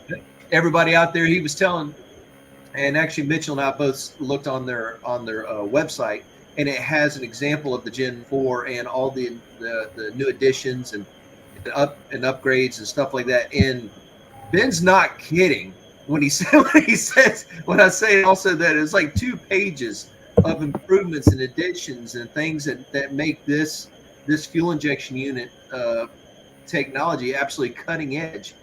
And then to hear that they have additional things which they're continuing to improve upon, so it is mind-numbing. So one of them right now, we're actually developing, we haven't shared this with anybody yet, but this is actually an expansion module that we're going to be putting out there. And, we're always looking for ways to evolve, and we want to add more inputs to the system. So this guy is going to add 16 more analog inputs, 5 digital inputs, and 5 frequency-based inputs. And you're going to be able to stack 3 of these. So you're going to be able to have over 60 analog inputs available. And I'm a controls automation engineer by trade, so you can never have enough data. If I have 60 0 to 5 inputs alone, I mean, how far do you want to go? And one of the nice things about this is that it's going to work over our CAN system. Okay, so CAN stands for Controller Area Network, and again, we're one of the only systems that's actually open CAN. So we don't lock that out. If anybody has a PDM, a power distribution module, they have a dash that they want to utilize, our system is not locked down. So the end user can take that information to whatever piece of equipment they're working on, take what's called our DVC file. Our DVC file basically tells everything we're transmitting out over the CAN network. They can then plug that into their piece of equipment, and now they're sucking in the big stuff data. And then they can do whatever they want to do with that. And we're open. We don't lock that down. We don't see any reason to lock that down. As racers, as end users, we want to be able to work with that information ourselves. So unlike other manufacturers that do lock it down, which we get, they want you to only buy their stuff. I would want to have the capability to share my information to other items that, again, another user would want to use and take our data and work with it. So whatever we have coming out, they can 100% work with it. Well, it keeps them from starting from scratch and starting all over to be able to integrate that with your system. So you're providing them a good product, and you're saving them, a headache of trying to get that all plugged in. Exactly. And that's the point is, with the olden days, I always go back to the olden days, but you'd have to send the box back to us for a firmware change or if you wanted to do things. So nowadays, thank goodness, that's not the case. So on this side of the ECU, we actually have an SD card here, okay? So this SD card is actually how we upgrade the firmware. So there's no more sending the box back to us because, back in the day, you'd have to send it in, you'd have to wait, you'd have to ship it out if you wanted to get the quote-unquote newer firmware or firmware to support your application. So now it's on the website, it's free. It literally takes, the hardest part is if you don't have 12 volts for a wire, but we basically made it so that the SD card is the update process. We've taken Windows out of it. And the reason why we don't do that is because Windows, Bill Gates likes to get in there and screw things up sometimes, okay? So by putting that file on the SD card, it's pretty much bomb-proof. You put in the ECU, you turn on a switch, ECU updates. It's our code talking directly to the box. There's no interfacing between your laptop, right, and the ECU itself. We take them out of it. So we update the ECU in about 90 seconds. You can erase the actual update file from your software, and boom, you're out of there. Your firmware is updated. So it's a very quick process where before it was pretty arduous. You did have to send it in, and it wasn't fun. But again, we're talking about a system that was developed 25 years ago. I mean, that's just how it was. And we still actually get quite a few boxes in now. We still update boxes every week. Guys want to have something latest. And Again, we'll have ECUs from 2005 that are still out there, 2004, and they're still out there. They're still running. And hey, can I update my ECU? Sure, send it in, and we'll take it. We'll update the firmware, and we'll send it back. That was going to be my next question: is do you still support like the Gen 3 systems and stuff like that? It sounds like you do. We do in a limited way. You know, when COVID happened, we were very lucky that, you know, we actually went down the line and started talking about the, you know, transaction of the company around that time. So it was definitely a weird time because are we really going to do this right now when COVID's here? Because everything shut down. So John and his family, they were very smart. They went out and bought a lot of materials, and we actually had a lot of materials to keep working from because in that year period where everything was shut down, they weren't making the stuff that we needed. So what's kind of neat about the aftermarket fuel injection industry is that we all use what the OEMs make, right? The OEMs are all making stuff for their cars. Well, we say, hey, we can use that, we can use that, we can use that because that helps the end price be cheaper for the end user, right? Right. So instead of trying to make and develop something on your own, you can every once in a while, we do on that. But when the manufacturing of all the stuff shut down, you couldn't get stuff anymore. Right. So that's why we actually had some pretty big players in the aftermarket fuel injection industry. They actually went under. They had to be bought because they couldn't get anything out, right? So we were very well positioned to have product to get through that time, thank goodness. But part of that was on the Gen 3 side of things, we just can't get some parts anymore because manufacturers, they really said, you know what, we're trimming stuff up. All the stuff that we could just make no matter what back in the day, we really got to slim up some of these part lines. So that's where certain things we can do, but really if a guy's got a 3 and they need to do something else, or, you know, there's certain things that we can't do, we just recommend going to a 4 and just go from there. Okay, that makes sense. That totally makes sense. But still, you're willing to help them in any way, shape, or form to get them updated to the new system. And the fact, like you said, that it sounds like it's the actual physical size, the 3 to the 4. So therefore, they won't have to reinvent the wheel as far as mounting it and doing all that stuff. Correct. It's a direct drop-in. So we have an engine side of the computer, and we have what we call the secondary side. The engine side, that's always there. In the olden days, we didn't even have a secondary side. So the only thing, the minimum amount the customer has to do is actually cut the O2 sensor off and put a new end on because it's new O2. Right. That's basically it.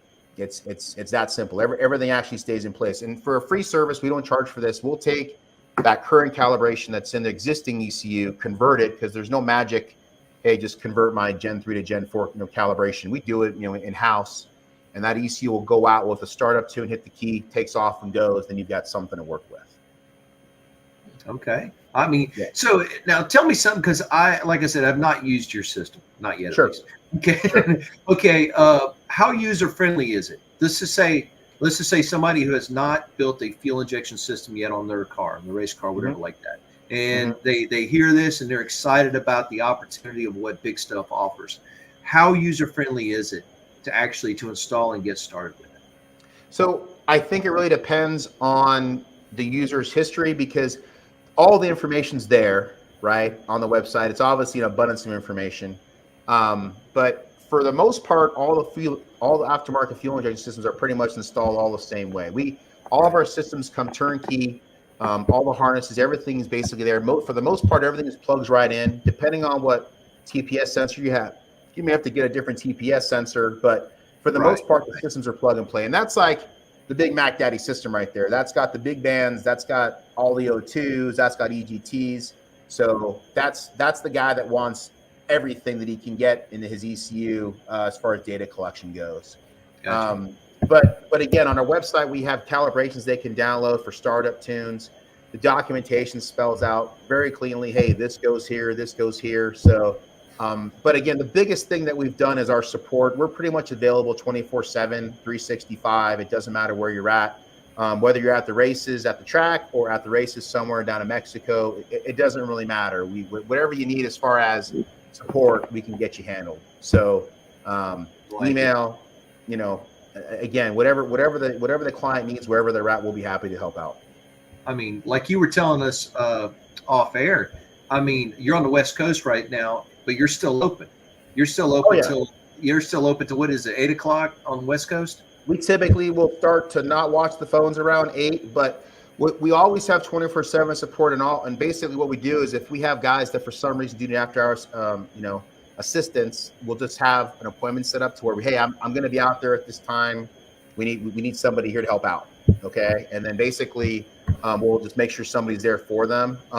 But if it's after hours, nobody's there, we'll just respond that next business morning and we'll get them taken care of. But for the most part, that's kind of an extreme situation. We don't really run into too much where a guy at 2 o'clock in the morning needs to start a file or something. You know what I'm saying? It's pretty extreme in that case, thank goodness. But for our guys that are in the factory, if they're doing R&D, we want to be right there with them. If they got a deadline to make, we like getting dirty and getting in the trenches as much as anybody else. You know what I'm saying? We always like to follow up. If we got a client that's calling with an issue, we'll just send a text, hey, are you good? Because obviously it's easy to say, well, no news, good news, right? But we're definitely to the extreme. We like to make sure that if they've got that, the questions, sometimes they'll just throw their hands up in the air, I can't do it.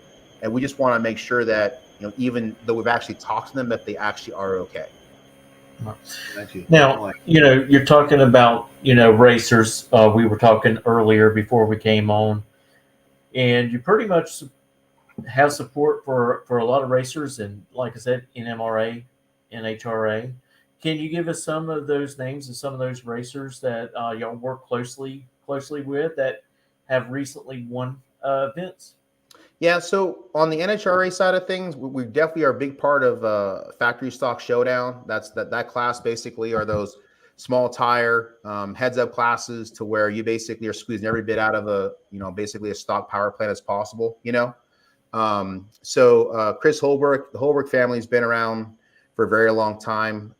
Meany family and Holbrook have been around, extremely long time. Tim Mapes and his son, they have a new company called KSR Racing that they're working with, and they've got a little conglomerate they've put together of our guys that use our stuff. Very successful. They definitely utilize some of our technology when looking at cylinders and fine-tuning everything. Really helps out because in some of those blower motors where you've got that fuel going everywhere, it definitely helps out to know where to put the fuel. And with the O2 sensor, I mean, again, it's pretty hard, especially when it's telling you, hey, put fuel here, take fuel out here. It's pretty cool. It works really well. You know what I mean? On the PDRA side of things, I got Brian LaFlamme out there in Extreme Top Sportsman. We have Al Davidowski, very close to my name. He's rocking a Gen 3 system out there. We've just got racers that cover all ends of the spectrum between heads up, professional, and we appreciate all of them because we definitely know there's a lot. Back in the day when it was Big Stuff, you pretty much had to get Big Stuff, right? There was really no other racer brand that was out there. And we definitely understand that there's a lot of options, a lot of, other systems out there nowadays. But definitely with our guys that do have their systems and they're out there at the race, they're talking to guys, like the word is definitely spreading about the support and really what the system can do. So we're very fortunate in that aspect that we're picking up, we're getting more people talking about our stuff, which is ultimately how, we started talking too, right? So it's getting out there more, and really when the system's actually working and you actually see it firsthand, and especially some of the things that are kind of too good to be true, especially the closed loop stuff per cylinder, you're like, just how is this possible for an ECU that's 1999? You know what I mean? Yeah, really. So, yeah. So that really helps out. And again, the guys that have been with us for, a very long time, like Mike Moran, Panny's been with us a long time, Panny's Performance. We just got so many good dealers that are out there, and we totally appreciate them. And they've always supported us. We'll always support them. And, we're actively looking for, if other dealers would want to get on with us as well, they just got to send us an email. We can talk to them about the system and tell them everything that we can offer for them as well. So now I know we was talking before going live. Y'all just don't do this for the drag racers. There's you do it for boats, and what other racing industries are y'all involved in? So racing obviously is the fun, I always say, because racing is where if you're holding up a trophy and you're going out there, you're going around just setting records, that's awesome. But we have shops that just build street rods, that are just making 400 or 500 horsepower. I mean, again, it'll work fine there. We have a lot of manufacturers we work with just for R&D, because again, when you've got the 802 closed loop technology and you design a new intake manifold or a new camshaft, right? And you make that rip, you got the data from before. Now it's telling you individually correction-wise what it's doing now with that new piece. right? So now that engine basically got calibrated in one pull. You're not trying to go back and forth because the correction told you exactly what to do. So the manufacturers that have it, that just love it because they can A to B test and see what they're getting now per cylinder based on that change. So it really is cool in that respect, right? But like you said, though, boats, sand rails, I mean, anything that really has an engine. We've got a couple snowmobile guys that I work with pretty close. It's the snowmobiles, but they race at the track or they race on the ice, those 3-cylinder turbos. Right. Yeah, anything that really has combustion to it, we can take care of. We don't support diesel. We just do gas and alcohol, at this point, but down the road, that could be something that we could, support as well. Okay, your system, can it be used on motorcycles or anything like that? It can. It's just up to the user as far as what he wants to do. Because really, in our world, we take what's called a 24X trigger wheel. It's just got 24 pickups and a single pulse camshaft for anything that's coil and plug based. So basically, that little single pulse cam, it trips. It tells the ECU where the number one cylinder is. And then it just takes off and runs off the 24X wheel for the engine RPM. So really, the system's pretty universal that way. We can pretty much run anything. Okay, because we know a couple of guys that run bikes. Maybe we can talk them into. Maybe we can talk Jeremy and Fireball into if he doesn't have a big stuff system on one of his bikes to maybe change it over. That would be good. I mean, good. I want to tell you a funny story about Jeremy. He's talking about Fireball. You know why we call him Fireball? I love the nicknames. That's the best. That's awesome. He earned it. Go ahead. He earned it. Yeah, he called himself on fire. Yeah. He had a fire on his motorcycle on the starting line, and he was just so calm and cool. I mean, it came up on him, and it was simple as just a leak, and that was easily extinguished and easily fixed. But he was just so calm and cool. He was just on a bike, and there's a picture of him with flames coming up, and he's just sitting there, on the bike. And he just got off the bike, they put it out there, and he was mad about losing the run. Right. That's what he was mad about. And exactly. This is a guy who does race grudge too, but he also races his street Harley.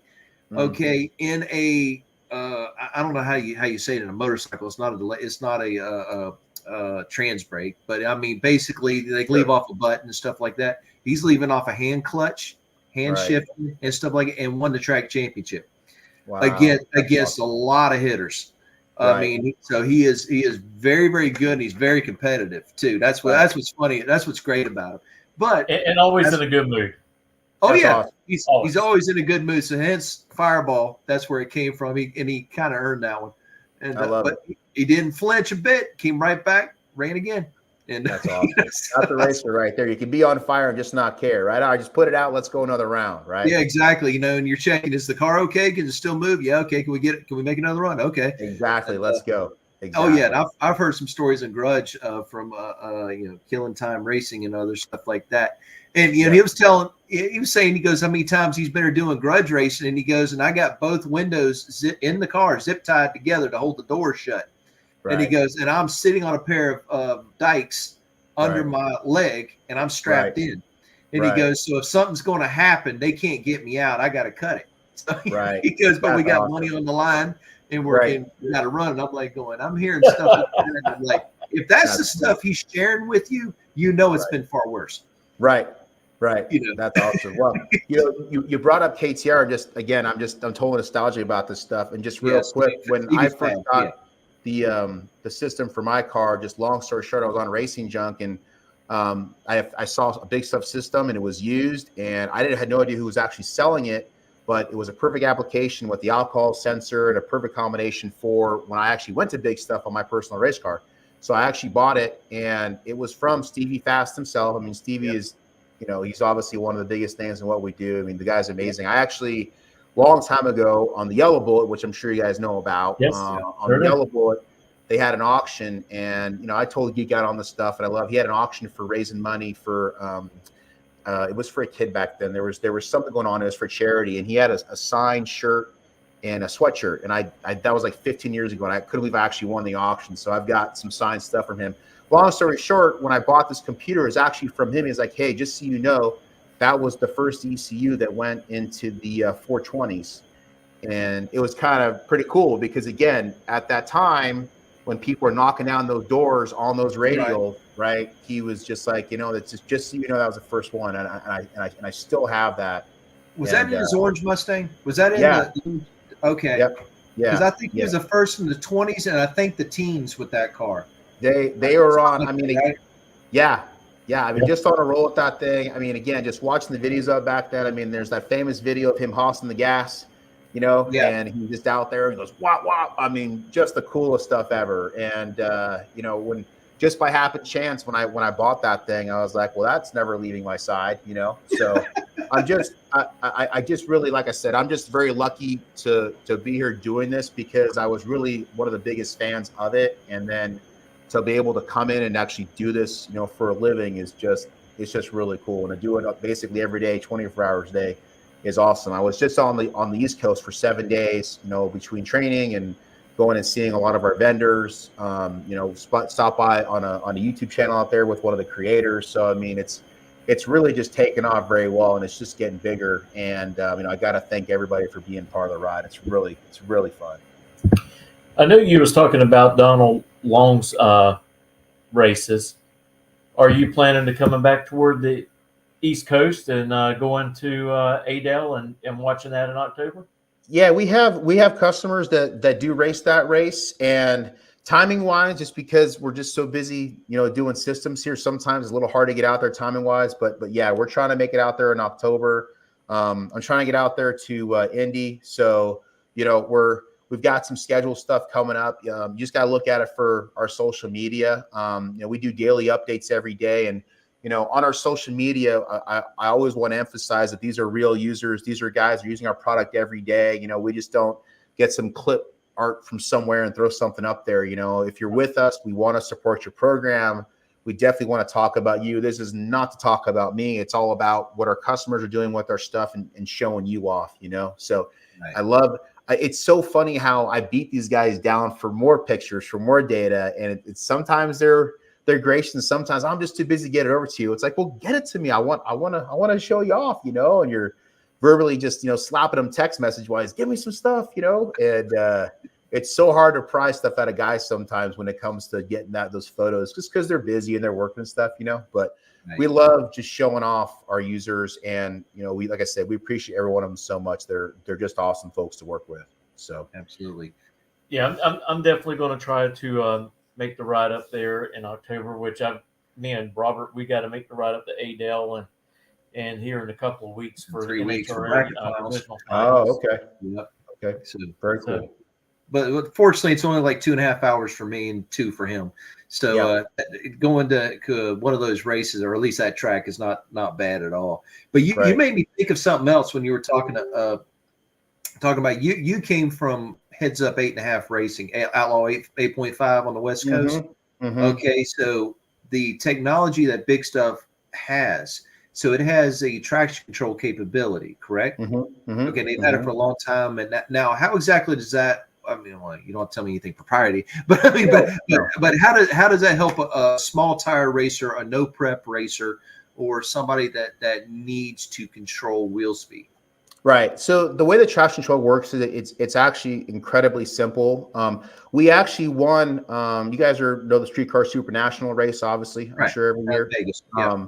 I said that word Big Worm. He's one of our users. He's one of my good friends. Known him forever. I've heard that name before. I never met the person, but I've actually heard the name before. So yeah, It's Anthony Smith. We actually met middle of 2014, 2015. He was racing with me at NMCA, and it was funny. He actually had a problem with his car, and he came over to me and he's like, "Hey, what do you think about this?" I'm like, "Let's go look at it." And we fixed it, and he was racing again, and it was just a great friendship that formed from that.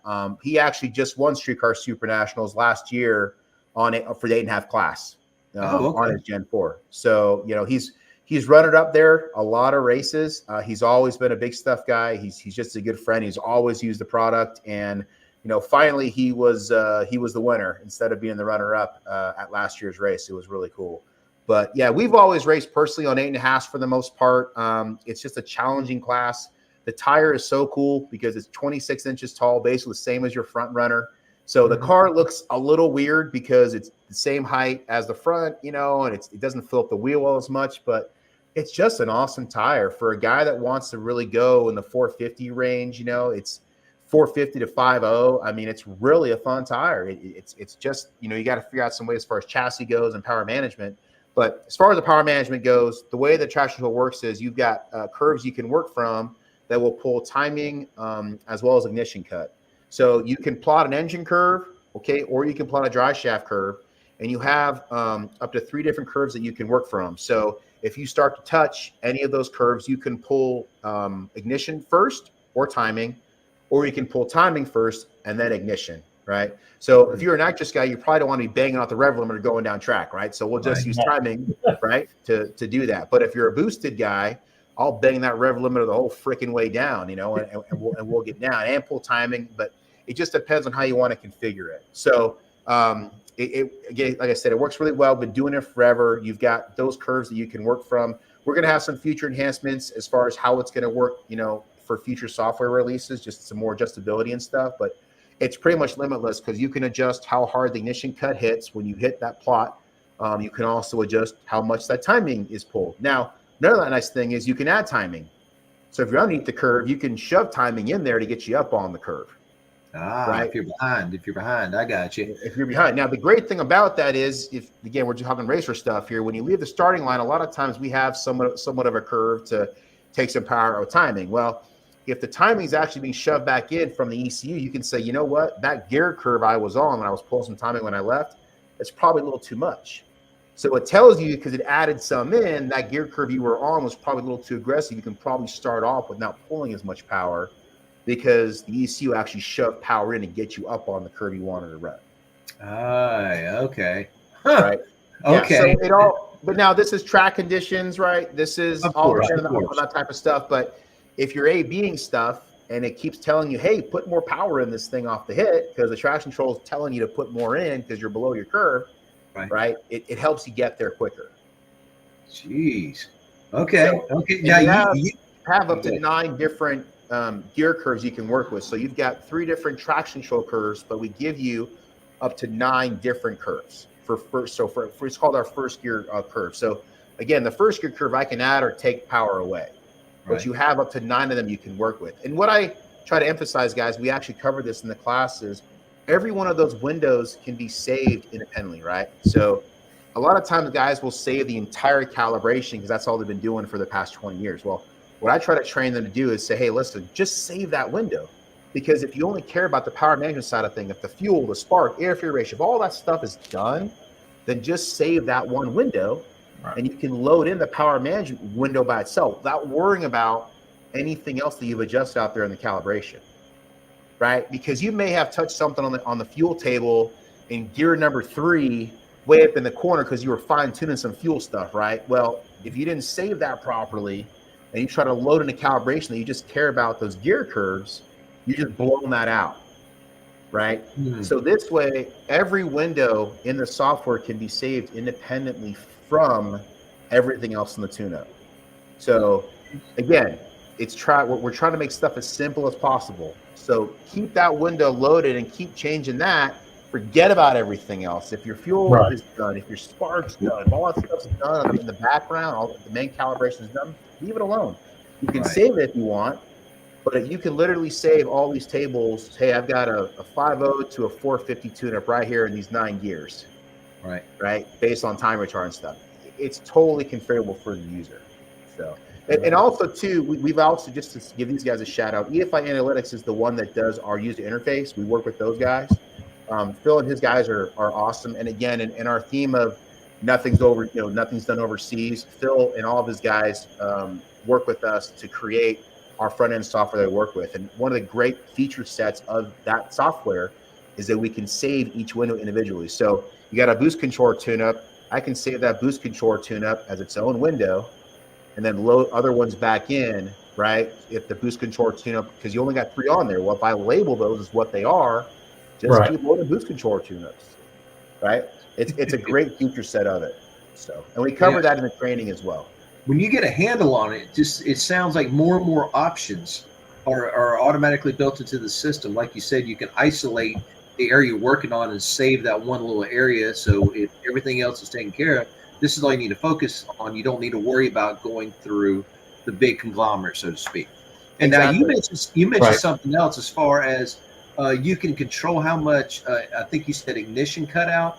Meaning, I'm taking it how aggressive it is on ignition cutout. So I take it that when the traction control kicks in, that it doesn't necessarily make that sound like you hear other traction controls make, where you hear them like some go up and down and up and down.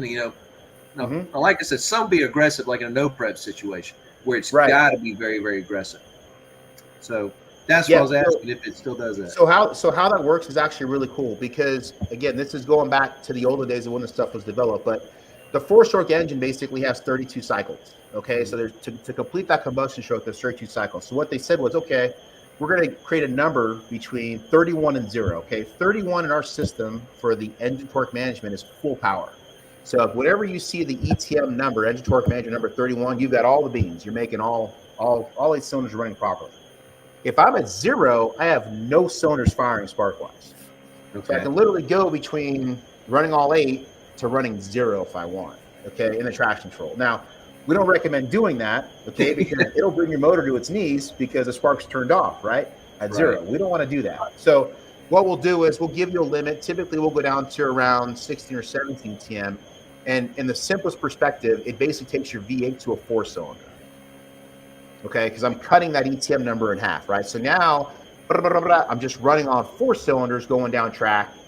And again, the timing can be added or taken away. ETM is only taking power away. We're not necessarily adding any power in, right? Right. But that's how that number works. And again, what we're very blessed about is we can ride that rev limiter the entire way, and you will not hurt anything. You will ride it to your heart's content. Now, I don't mean to shut it off at 0 and go between 0 and 31. Pow, pow, pow, pow. I mean, it's not the best idea. Right? Oh, wait, what a ride in that. Exactly. It's definitely not the best way to do it, but you technically could. But, a really interesting piece of data is I was on the dyno a couple weeks ago, and we were doing some in-cylinder pressure monitoring control. And what was really cool is at the track, we had a scope trace of our rev limiter. Okay, so you're literally watching the cylinder in real time. You're watching that pressure wave, right? Right. So when the engine was actually on the rev limiter, you actually were able to see that on the rev limiter, the pressure traces for all cylinders were very similar. And what's really important about that is that we're not picking on one hole or the other. Right. Right. So you don't have one cylinder with very low pressure for whatever reasons and one with really high pressure. All the cylinders for the most part were even. That's very important, because when you're on the rev limiter, you don't want to be picking on certain cylinders. You want everything to be as even as possible, so that way when you release off your rev limiter, nothing's loaded up in certain cylinders, right? You have nothing to where you can take one out, or you got a bunch of fuel or whatever it is on that cylinder. So the pumping losses themselves in real time we saw were very similar, and I had never actually seen that before in our system. It was actually really cool to see. So we say it, but to actually see it in real time was really cool, because again, they've been around so long, they realized back when they first started doing rev limiters, hey, we got some cylinders getting picked on, we got to even this out. And again, with the evolution of it, they realized, okay, this is how we're going to start doing the rev limiter to even everything out. And that was really a big function of EGTs. That's why in our software we have a starting line section. So let's just say you got a big methanol car where you can actually trim out fuel of cylinders that want to get put out. You guys ever watch Nitro? You see the fuel coming out of the headers because the cylinder gets put out.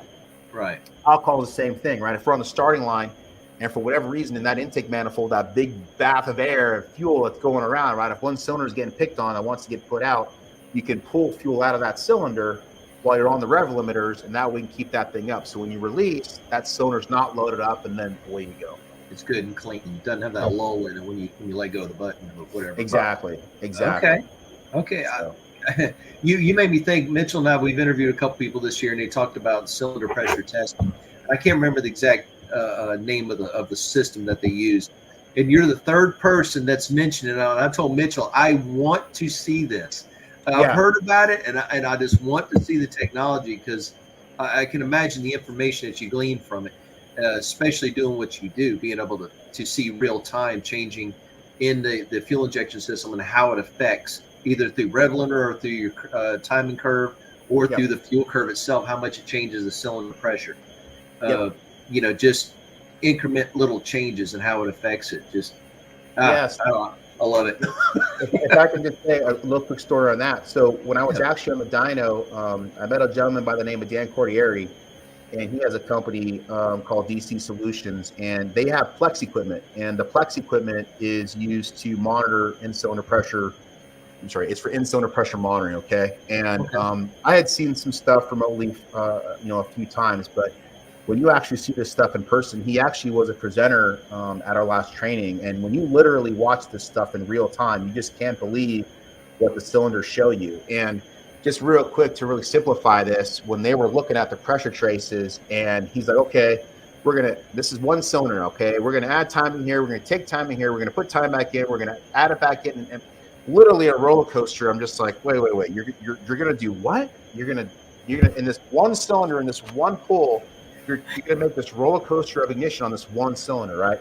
He goes, yeah. I'm like, are you out of your mind? Why would you do that? And he goes, well, you watch, it's gonna work. And I'm just okay, we're going to lose horsepower, this and that. Man, I'll just never forget, because the engine, it's like when you hit that ring on a bell and it just gets that perfect tone. Yep. And that thing took off because they had adjusted all cylinders. And actually, we were down one cylinder on that engine. We actually could only do 7. But when that thing took off, man, it was just, I couldn't believe it. You could hear it, couldn't you? You heard the pitch. You heard the pitch of the engine change, because literally throughout the curve, it's called CA50. Dan's the expert, not me. But basically, what you're trying to do is you're trying to bring in the pressure per cylinder to match up with everything else. And when you bring everything in, you're literally watching the cylinder pressure in real time. And when you're making those adjustments, so that's where we partnered with him, because not only do you have in our system the only system that can do closed loop air fuel ratio per cylinder, right? So I'm telling you per cylinder what to do per cylinder. Okay, now that's done. Now you have him also interacting with each cylinder pressure-wise. He's telling you what to do on spark. So a couple pulls, and we're basically done. Now we're just starting to pick, little fine details out, right? Because we've got the data, and we're working it out with them to where we're going to be able to feed, because we're open CAN. They're already doing it right now. We're going to be able to feed our Big Stuff data into their systems. So now anything that the Big Stuff's doing, they can overlay and plug into their system. And we don't take anything in on CAN data yet, but their system is going to be one of the first we're actually to take their data in as well. So I'll be able to actually have his scope trace, right, come into my system, and now I'm looking at a pressure wave versus the air fuel ratio, right, versus the spark control I'm doing on that cylinder versus the individual fuel control I'm doing per cylinder, and how far down you want to go down the rabbit hole. So. Yeah, man, buckle up. I'm diving in on that one. I've always thought about that, but I've never actually, I'm not familiar with all the technology as far as companies currently involved with it. The couple we asked about this before, they wouldn't really share the name of the company. And I get it. They're probably proprietary and stuff like that. But I'm like, that to me, no, we're not. No. The others that we spoke with concerning that technology. They would share what the company was, company name, and stuff. I'm like, but that right there, that technology, is stuff I've thought about for years and years and years, and I knew it's out there. I mean, there's no way anything you think of is new, but to actually hear it, and then to think about it, to be able to cross the equipment that is picking up the pressure waves in real time and corresponding it with the fuel injection in real time. It can make adjustments within microseconds. Okay, literally going down the track. Oh, I see exactly where you're going here. So basically, you're getting the efficiency and absolutely as much BTU as you can get out of the fuel as possible. That's the point, right? I mean, if we're a hot rodder, we're not trying to waste anything out the pipe. I mean, exactly. Obviously emissions are a big deal, so let's try to burn everything we can inside that pipe as hot rodders. And when you've got, again, the closed loop technology, and if you can couple the in-cylinder pressure monitoring as well, it's really an amazing combination that they can put together. And again, with that system and how it works, for the money, it's still pretty expensive for what it is, but they're developing a value engineered system that is similar to us as well, because again, we don't want to be the most expensive ones on the market. We want to help everybody from the sportsman guy to the regular hot rod shop to the pros. I mean, that's the great thing about our systems. They can fit in all that. But when you tackle and you're looking at all that data that you can work with and fine tune everything, these motors that we have that our guys are running, that they're lasting for a long time and they're not breaking parts and parts are going longer than usual. It's because they know what to do, right? So that the data is really priceless when you can get it, if you can get that type of data and learn from it. Right. Well, in the whole thing that I like about your product, it's like a safety net for your engine. Correct. I mean, it really is. If it sees a problem, it shuts it down, or it tries to correct it, and not, it shuts it down. Correct. It saves you a lot of headache and a lot of money down the road. Yeah, I mean, you don't again, want to change the motor every 2 or 3 races, because of something that's happening, and you can go back and look at that data and figure out what is actually going on with that cylinder, per se. Yeah, exactly. And again, for people that may not have been used to our software, again, once they see it for the first time, it's like, oh, okay, get out of my way. And that's what we love, because when we get people trained up and they're able to use it, it's really not that hard to use at all. But like anything else, okay, you got to work your way around. But for people that just take some basic notes, they can really get our software, handle it. It just uses Windows as far as your documents folder. All your data logs are stored in a certain folder. I mean, it's very simple in all actuality. And when we try to teach people that method of just trying to save that one window for your power management stuff, right? Like your nitrous tables, for example, if you just wanted to simply just save that nitrous tune-up, okay, here's my tune-up for 150 jet. Here's my tune-up for 300 jet. You're just loading in those tune-ups for the jet. You're not having to go back and change or load in the entire calibration, that you were working with before, like in the olden days we had to. So it just makes way more versatile, and you're not having to worry about, oh man, if I load in this tune-up, is there anything else that I'm forgetting about in the rest of the tune-up that I'm accidentally loading in, even though I just want to change my nitrous, how it works, right? One little parameter. That's it.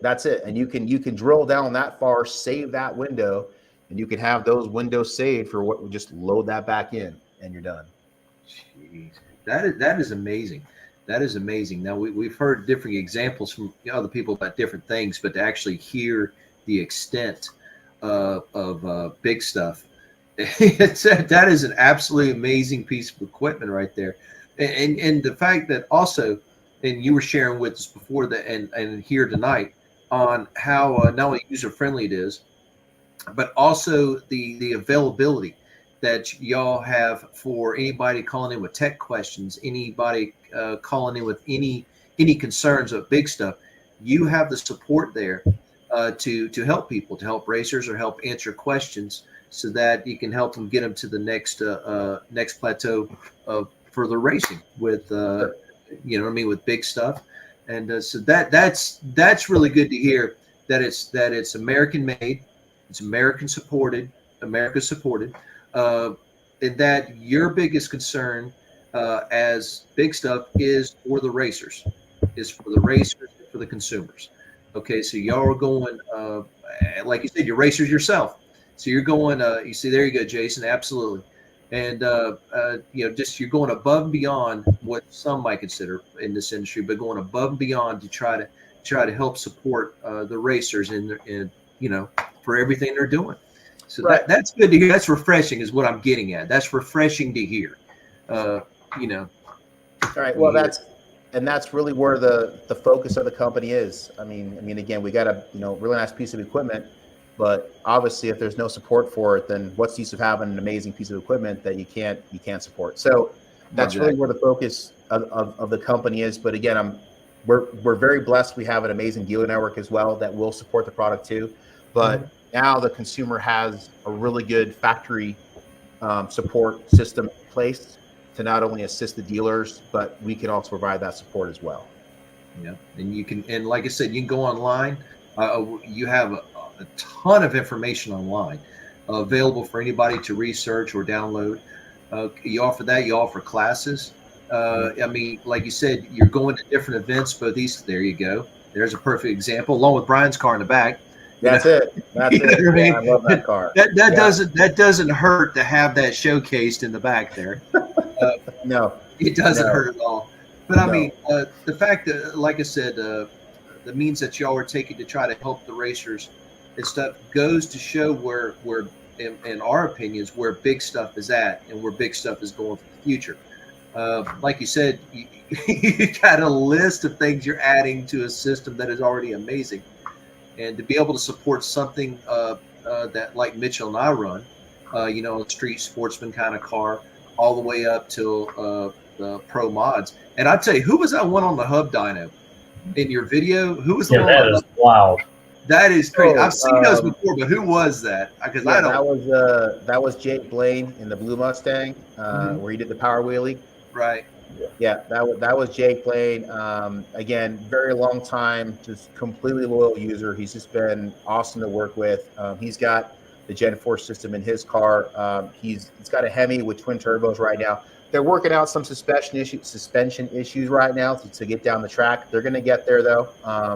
But yeah, again, it made great power on the dyno that day, but it definitely went up and did a little power wheelie there. I don't think they expected that to happen at that point. So. Oh, come on. You know they did because the front straps are intentionally loose. Well, somebody may have loosened those up. I'm not sure, I had 3 people at work actually watch that video because they also follow the page as well. And they're like, sure. Did that car just raise up on the dyno? I said, oh yeah. Oh yeah. Yeah. Oh, yeah. Yeah. No, it's really exciting. I'm going to be going back to Mike Rand Motorsports in Detroit in a few weeks. He has a pro mod himself. Moran has been with us for a very long time as well. And we're going to be pushing some pretty extreme horsepower over there. His dyno that he actually has is called a hub dyno. So like you saw for that Blue Mustang, wheels are off and you're directly coupled to it. Well, his dyno is good up to 8,000 wheel horsepower. It's actually the only one in the country that can do that. And we're definitely going to try to get up there. So he's got an incredibly big engine with some very big HPT turbos on it. And we're going to try to make some horsepower on that thing. So yeah, we should do very well. I'm very excited about that when it comes to fruition. So, and that's one of his billet monsters, right? That's one of his custom billet monsters. Yep. That he does. Yep. And it's I didn't ask to clear if the horsepower numbers. But they've already made some incredibly good numbers so far. Right. Yeah, Jason's just saying that he's doing the class, so he's watching the recording of the class that we put on over the weekend.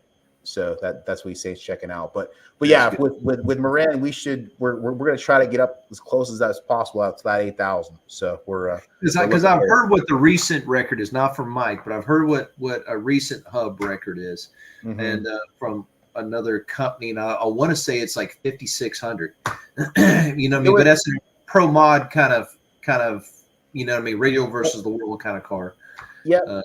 And that's where we should be plus. So this motor that he built is no joke. And again, some of these cars, how fast they're going in the quarter mile now is just ridiculous. And I think it's really a race to the 4s in the quarter mile now that in this past winter how fast they went. There's going to be some guys that are going to put on the boots and get in that car and go for it. I think somebody wants to be the first. Moran, just real quick, Moran was actually the first to the 5s.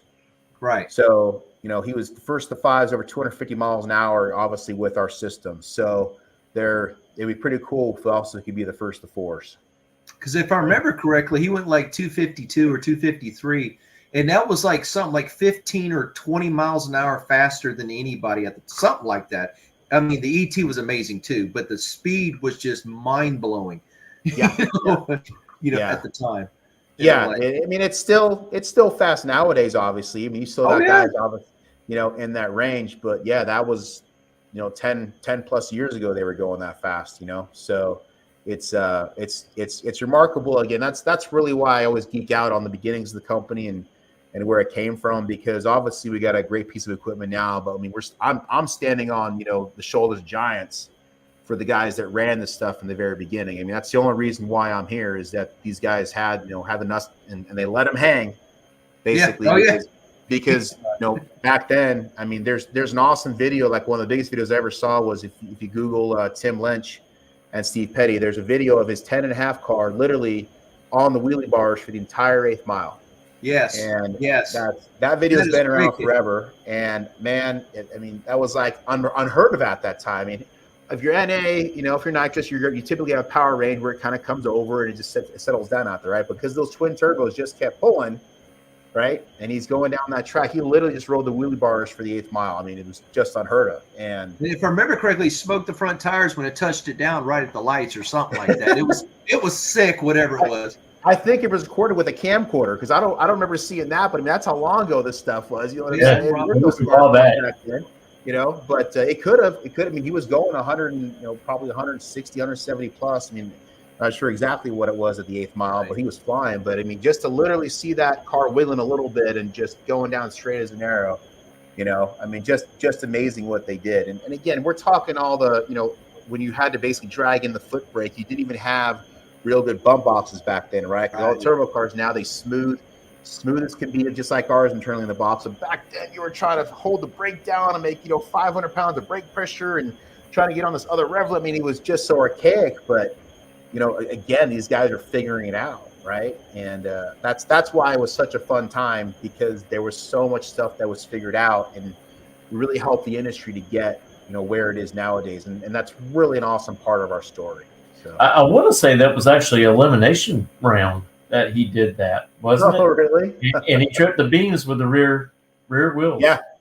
No, he set him down. He was past the 8th when he set him down. I'll never forget it. I mean, to literally ride the wheelie bars, and whoever set those wheelie bars, give that guy a raise. Exactly. The way how straight that thing went, holy cow! I mean, that was a pretty good setup, suspension setup right there. So he was praying a lot in there because it was like make a decision. He just hung with it. Yeah. But oh my goodness. But there's a couple of them. Small tire car videos out there is just absolutely amazing, including some on some no prep and some back streets, like that video you had with the small tire no prep car testing street. And I mean, and I know that video wasn't sped up. And, you know what I mean? I've had people say, "Oh, I'm sped up." No, I know that one wasn't sped up. I've seen that before. And, that's a racer by the name of Dylan Phipps. Again, great guy, hardcore. He's been with us a long time, just a long time user, and just a great guy. Just trust the product, and they're very fast, which is nice. So yeah, it's pretty. It's an understatement, and that was testing clearly. Right. Exactly. Jeez Louise. Yeah. But I tell you what, Ben, I think you mentioned you're planning on going to PRI. At least a couple of you are going to PRI this year. Mm-hmm. Okay, good. We're going to follow up with you in PRI because On the Spot Motorsports Media is hitting the road in December. Right. That was last year's booth, so we'll be there. We'll be there this year. We're actually going to be in the green hall. We were in the yellow hall last year, so we're going to be in the green hall, the main hall, this coming year. I don't have the booth number with me, unfortunately. I'm so sorry, but I'll send that out to you guys if you guys want it. But as PRI gets closer, we'll be showing off that booth number and everything too. Absolutely. And we would just want to thank PRI for giving us the opportunity to have media credentials to go there and spread the word about PRI and talk to different manufacturers and also racers that are going to be available there. Mm-hmm. Yeah, we're really looking forward to it. We really are. And also appreciate, Ben, you being able to, because I know we got many sportsman racers that are watching tonight or will watch it later, and to be able to share the fact that some of them have the Gen 3 system and have the ability to update to the Gen 4 and some of the capabilities that they maybe didn't know or were aware of. Thank you very much for sharing that with us and for them too. And I'm thoroughly impressed. I mean, I've read a lot about you, and we talked quite a bit, but I am thoroughly impressed by the efforts that y'all have made as a company to help the racers in many different avenues. Sure. And so that's great. So we ask everybody, if you're in the market for fuel injection, upgrading your system, or wanting to get involved, you need to look into BigStuffEFI.com right there. You can go there. You can tailor your system. You can get what you need. You can get your questions answered before, during, and after installation. by calling them, and they have both an East Coast and West Coast branch. There you go. Support on both the East Coast and West Coast to help answering your questions. And so it's just, I guess the limitation is just how much power do you want to make? I like that. You know, there's your limitation. Just how much do you want to make? That's right. And and then go about 10% above that. Well, the good thing is by now is that there's no combination that we haven't seen, whether it's all fuel injection, a combination of mechanical and fuel injection, right? I mean, we've literally seen it and done it, you know, by now. So whatever type of combination you're dreaming up, you know, we can pretty much do anything there. So, you know, the power is not the issue. That we've always made great power. And again, for the most part, it goes back to the early 80s stuff, right? When this stuff was first evolved and all the noise and figure all the stuff out what it needed. And again, for the price, when that Gen 3 ECU came out, I mean, it was pretty much unheard of to start doing 2,000-3,000 horsepower. And that's where it's like, you know, they realized, wow, we can make some power with this thing, you know? So really, really neat part of the story, because there really was nobody else out back then that could support the horsepower that the ECU did have back then. So, you know, it just evolved with everything else, and it became exactly like you just said, well, how much horsepower do I want to make, you know? And obviously not everybody wants to make 5,000-6,000 horsepower. That's not the case. Right. That's actually a very small majority of us. They really need a bomb-proof ECU that is really built on OEM components and that will not leave you stranded, that will do the same exact thing every time, you know, and that's really what we pride the box on. Whether you're a 500 horsepower street car or 5,000 Pro Mod, it's going to take care of you either way. Right. Well, and one thing that really interests me as a racer and possibly a person that would be interested in purchasing it is, you know, after this race, I'm going to be looking about changing the motor out in my car and going with something around a 600 horsepower range, and you know, with spraying about 150 shot of nitrous through it. Sure. And you know, I would use your product because of, you know, the safety precautions that it has in there, built in there, to help protect. Sure. Yeah. And he still drives it on the street. It's not like just a race only. He drives his 192,000 miles. That's awesome. I love it. We actually are quite a bit involved in the drag and drive stuff. Pat Miker just won a drag and drive. Tyler Fink won one with his car. Sean Fink in 2022 won Ultimate Iron down there. So we've got a lot of drag and drive guys that use our stuff, and you know, again, it's worked great for them, and it just shows the reliability of the product and, you know, what it can do for you. So that's good to hear, because we know quite a few people in the Sick the Mag world, Derek Putnam and others. Sure. You know what I mean, and that represent the drag and drive community very well. And sure. And I don't think there's anybody that Derek does not know. It's just that he has a wealth of knowledge. I mean, just an absolute wealth of knowledge of people and stuff like that. So it's amazing. So absolutely. It's so much fun doing those races. It's just a traveling carnival. I mean, it's like people, you try to tell people how those races are. It's just such a battle of attrition. I mean, you got to get up every day, you know, and you're battling the road, and you got to get out by a certain time or else you're not going to the hotel. I mean, it is a fight all weekend, and it's amazing. It's really an amazing race. And these guys are just gladiators that just do it. You know what I mean? Agreed. It's like the first year I couldn't get in for Sick Week for the first year. So instead I did the Sick Ward, did the cruise. Oh, yeah. So I grabbed my father, and he's like, okay, but we're not taking your car. We're taking something with air. I said, okay. So put him in something we got with air conditioning. And, you know, we did the whole thing. We've raced at all these tracks. So, you know, we're familiar with that. So that part's not the biggest adventure. But we met people from Canada. And I mean, just standing in line to get a bottle of water. We met people that came down from Canada just to watch their friend, and they're going to all the events. So we ended up tagging up at several tracks and stuff like that, and talking and hanging out. And that's just an example. And like you said, about the first day, everybody's all excited. About the third day, reality set in. And by the last day, you just get a nod of a head. You're not going to get much conversation because, you know, people are tired for obvious reasons. But the adventure of it, That's it. It's where it's at. And then I had people, including my father, goes, "There's no way they drive these and this and that." You know what I mean? That kind of thing. And what do? We pull out a track and go 5 miles down the road. If that, there's a guy pulled over to the gas station, got the front end apart. You know what I mean? On a car we just watched run 8s. Yeah. And I said, pretty good example, incredible. man. He's working on it right there. You know? Yeah. I was actually taking photos. They came through my hometown on 100 going back from South Georgia to, I want to say, Orlando. Okay. And the guy, he comes by, and it was the looked like the old milk truck. Yeah. You know what I'm talking about? Yeah. And he turns around and comes back in. He says, "I need help." And so a couple other guys, they start running down there. I says, "Don't touch the vehicle." That's right. I said, "Don't touch the vehicle. Yep. Let's see what he needs help with." I said, "We can go get parts.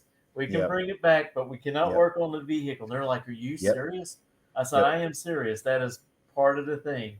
Yep. So all he wanted to know was directions. He was afraid he was getting lost. And I was like, "No, you are definitely on the track." I said, "You stay on 100 all the way down to," I think they had to go to Palaca, and they had to take a picture out of place. And then they had to, they were driving back take down the back way. Take the back way. I know what you're talking about. Wow. And Mitchell's right. He probably and they're like going, "What are you talking about? Don't touch it." It's like going, "No, there's stipulations, there's rules."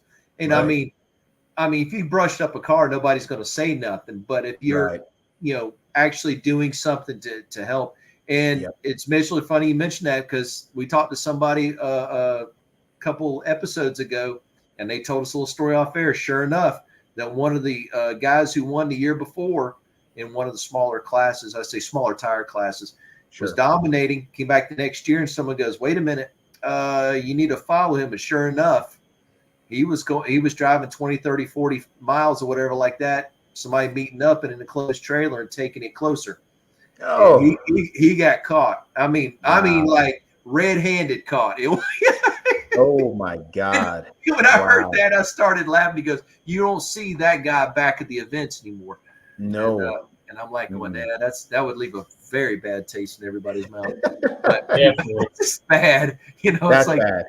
We were, you brought up Sick Ward. I was with a gentleman by the name of Kelly Harvey, and Kelly's been doing this forever. He's out of Colorado. We were in a 55 station wagon. His rear passenger coil spring, we were going down the freeway in Sick Ward. Boom! All of a sudden, the car drops out. Well, long story short, the coil spring actually flew out of the car. Ooh. And we're on, I think, I-70. We're on a major highway in Florida. And I'll never forget it because somehow his son spots the coil spring on the other side of the freeway. So on this freeway, his son literally, it's like Frogger, right? You're trying to avoid these cars going 70 miles an hour. He goes the other side of the freeway. He holds the spring up in the air. I'm just like, how did he even see that thing? He found the spring. He runs across the freeway. There's no traffic stopping. He's running between these cars. I'll never forget it, right? It's all about the adventure. And we literally had about 1 million zip ties on this coil to get it to collapse up, right? To get this thing back on the shock to try to get up inside that car. I mean, it was incredible. But just hearing that coil spring pop out was just, and hearing that boom. And Kelly knew exactly. He goes, "Oh, I know what that was," because I think he was kind of expecting it to happen. But it's the stories, it's the memories. You know what I'm saying? It's Sick Ward, so we could do whatever we needed to get that thing back on the road. Right. You were looking to bail out. You were ready to get out now. Oh yeah. It was incredible. And we had people actually stop that saw us. They're on Sick Ward too. I mean, just a great community of racers. And got that coil back on there, and we were back on the road. It took about an hour again to keep. We were literally inching down, or eighth of an inch, little bits at a time to get the zip ties. Yep. Get that thing compressed enough to get it up in there, but it worked. And that's daring enough right there, because I know y'all didn't keep your head right over it. No. You put it in there and you cut them all, and it went up, and it was able to get in there, But yeah, it was just great times. Speaking of Derek Putnam, that does all the announcing for Sick Week, he puts on another great event at Gainesville Raceway called the 352 Shootout, and I think it's the 9th annual that's coming up, and it'll take place on October the 25th through the 26th. Right. And I tell you It's what, it's a really good job with great that. race. So if you ever have a chance to come over here or attend or even watch the live feed, which Mitchell will have, definitely do it, because it's local, homegrown, and it is seriously outgrown the 1-day event. It's big time. It's 2 days now. Yeah, now it's up to 2 days, and it has car shows and all that stuff involved with it. So it's a really good, and a lot of heads up racing. Nice. So that's a good thing, of all different classes, heavy street and all this kind of stuff on down. So that's good stuff. So I guarantee some of your equipment will definitely be there. Right. You know what I mean? I'll be willing to wager a soda on it. You know what I mean? That's definitely going to happen. But I tell you what, Ben, once again, we appreciate greatly the taking time out of your busy schedule to come on here and share with us everything about Big Stuff, both history and future. And I tell you what, it sounds like this company's in very, very good hands. Somebody that has your capability and your drive. I like that. I mean, I know Mitchell and I like that. I know everybody listening to this likes that. And also everybody out there, if you didn't have the opportunity to start this interview, you don't worry. You can go back on Facebook on our On the Spot Motorsports Media and be able to watch it again. You can go on our YouTube channel, On the Spot Motorsports Media, and watch it again.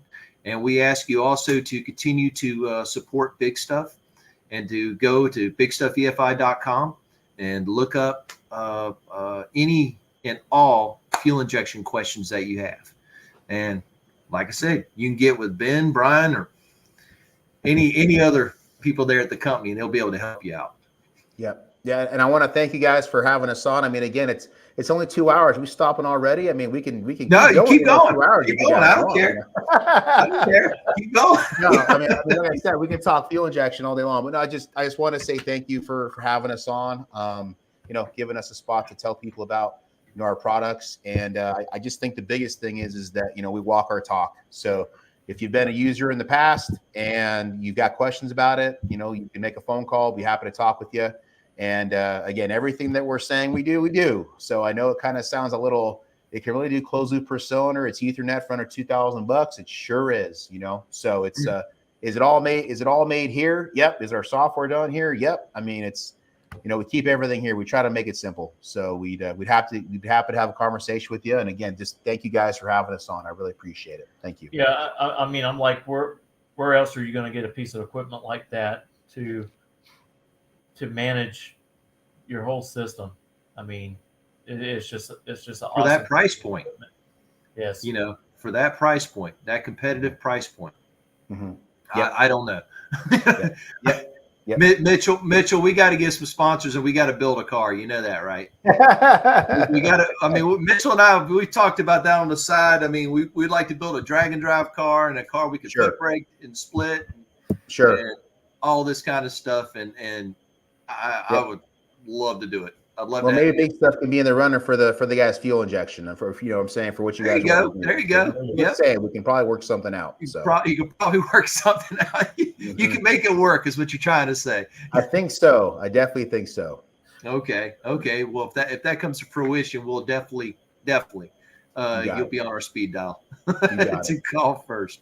Awesome. So, but once again, we surely do appreciate your time, Ben. And anytime. It's been great. Thank you so much. All right. Yeah. We'll see you at PRI. Yes, sir. Take care, Ben. Thank you guys too. See you, buddy. There goes Ben. I tell you what, man. What a great show to have him come on and talk about all the functionalities of their equipment. It's just unreal, the things that you can do with it. I'm still amazed. And it's got me thinking of so many things I would like to try in the future, just to make things more efficient. Hearing about the examples that he has and the things that are built into the Big Stuff EFI, for example, and the other I love it. I absolutely love it. Well, and I mean, he's talking about, you're leaving a line and it can tell you the geometry of you moving. So if when you take off, it's pulling to the left or right, you'll be able to look at that equipment, go back to the pits, hey, we need to adjust the ladder bar this way or that away to make up that difference. I mean, just all the different tools. That's part of that is just amazing. Agreed. You can obviously have that data to replay to tell you, but I like the fact that he had it set up, or the manner that he was using it is as a safety factor. Oh And yes, so I love that part about it. because we've heard Kevin Smith racing before when he had the head gasket blow on his car during sick week, that he usually, and that was something he mentioned, is that he mistakenly forgot to turn the safety factor on his particular system, which he had in past, which was just that. He had a safety factor. I don't remember if it was the coolant pressure system or something like that. One of those parameters he forgot to turn back on, which would have potentially caught it a little sooner. Or no, it would have launched the chute. That's what it was. It would have launched the chute. Right. And that wasn't there. But luckily, with a lot of luck and a lot of Kevin's skill, Kevin is a phenomenal driver. He was able to keep the car under control, off the wall, off the other car. I mean, just like, it's amazing what he did. So it was definitely a wild ride for sure. It was. So to see that this system has that safety parameter built in, which you can do and add it to it, you know what I mean, through the software. And like you just said, X amount of degrees off center, then it can automatically deploy it because you're going to be busy with this. Right. Unless your hands on the wheel. What's that? Keeps your hands on the steering wheel. Right. Unless you got a launcher on the steering wheel, you have to do this. Right. And like you said, when you got, I can't even imagine when you got that much going on. I mean, your immediate focus is what's your task at hand. Yep, so being able to add that safety factor in there is just one of the things. And then the individual timing and adjustability and the capability of that is amazing. And I can see why having a system like that and understanding it, to be able to understand all the capabilities of it and use all that's offered, on why you can make things far more efficient, more powerful, more consistent. Well, you probably see me a little quiet over here at times, but man, I was taking it all in like a sponge. You were taking notes. I knew what you were doing. You were taking notes. You're down there going, okay, add this on system, cover my butt. You see me every once in a while to type something on here? Oh, yeah, cover my butt with this system. You know what I mean? That's exactly what you were doing. Oh, yeah. And there was so much more I wanted to ask, but it would have gone into basically deeper rabbit holes. So, right. And I know people out there going, okay, we get it, and but really it's a great system, and I look forward into the future getting involved with that. That's for sure. Definitely. That's for sure. I want to thank everyone who's jumped on and watched tonight, or who's going to watch this tomorrow. Again, go to their website, check it all the stuff that they can offer you. I don't think you'll be disappointed. No, you won't. And also, like Mitchell was saying, thank you to everybody out there that supports us by watching and liking and sharing.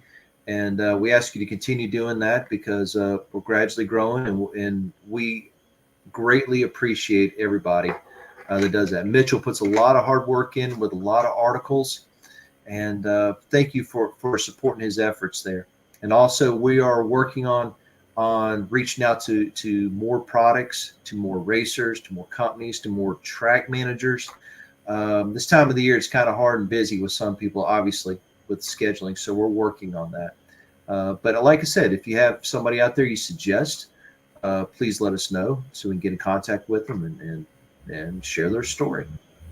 So, and like I said, so go to our Facebook page, go to our YouTube page, go to my Facebook page, Simpson Competition, and Robert Simpson, and you can also go to my YouTube page, Simpson Competition, and support all of us. And at times we do have a TikTok account. We don't use it a whole lot, but right. We do try to put some information out there as far as the winners of events. And we, like I said, we try to keep up a little bit with NASCAR and Xfinity Series. and try to put information out there for those fans as well. Even though we're kind of more geared to the, the drag racing community, we do know that there's people who love both of the sports. Agreed. And so we try to keep up with that for y'all. And speaking of that, in 2 weeks, we're going to Gainesville for our last 2 races of our Scorpion Bracket Racing Series at Gainesville for this year. And then the following week, we're going to Valdosta for the NHRA Division II Bracket Finals. So we're going to be busy in the next couple weeks. Mitchell's right up there in points, sportsman, and he's maintaining and doing really, really well. But also, we want to congratulate Bart Pangillion for a track championship at Gainesville. He's got that locked in. And he's track champion of sportsman in South Georgia, up in Valdosta. He's locked down both of them. And he running Greg and Kelly Turner's Camaro in Pro. He is currently in the top 5, maybe top 3. He's in top 5 at both tracks. So with a chance to advance some more there. So we tell him congratulations and continue on with your great year, along with other races. Phil Green finished. I know Phil's finished 2nd in Pro up in South Georgia, and I think he's 1 or 2 in Gainesville. I think. I quite honestly lost track of some of them because it's moved around so much. So congratulations to him and his continued success, and the other racers. There's a lot of racers. Dan Salyers has been putting down some really great runs here recently in Plush, and along with others. So, we look forward to it. And if you can't make it out to the track, you can always tune in to On the Spot Motorsports Media. Both of those races will be live streamed, both on Facebook and YouTube. And then we got some other races that are coming up that will be live streaming. Of course, I mentioned 352 Shootout, the Fall Brawl. Rob Reynolds is putting on at Gainesville. So, it doesn't stop here in Florida. We keep on going all year long. There's usually no downtime.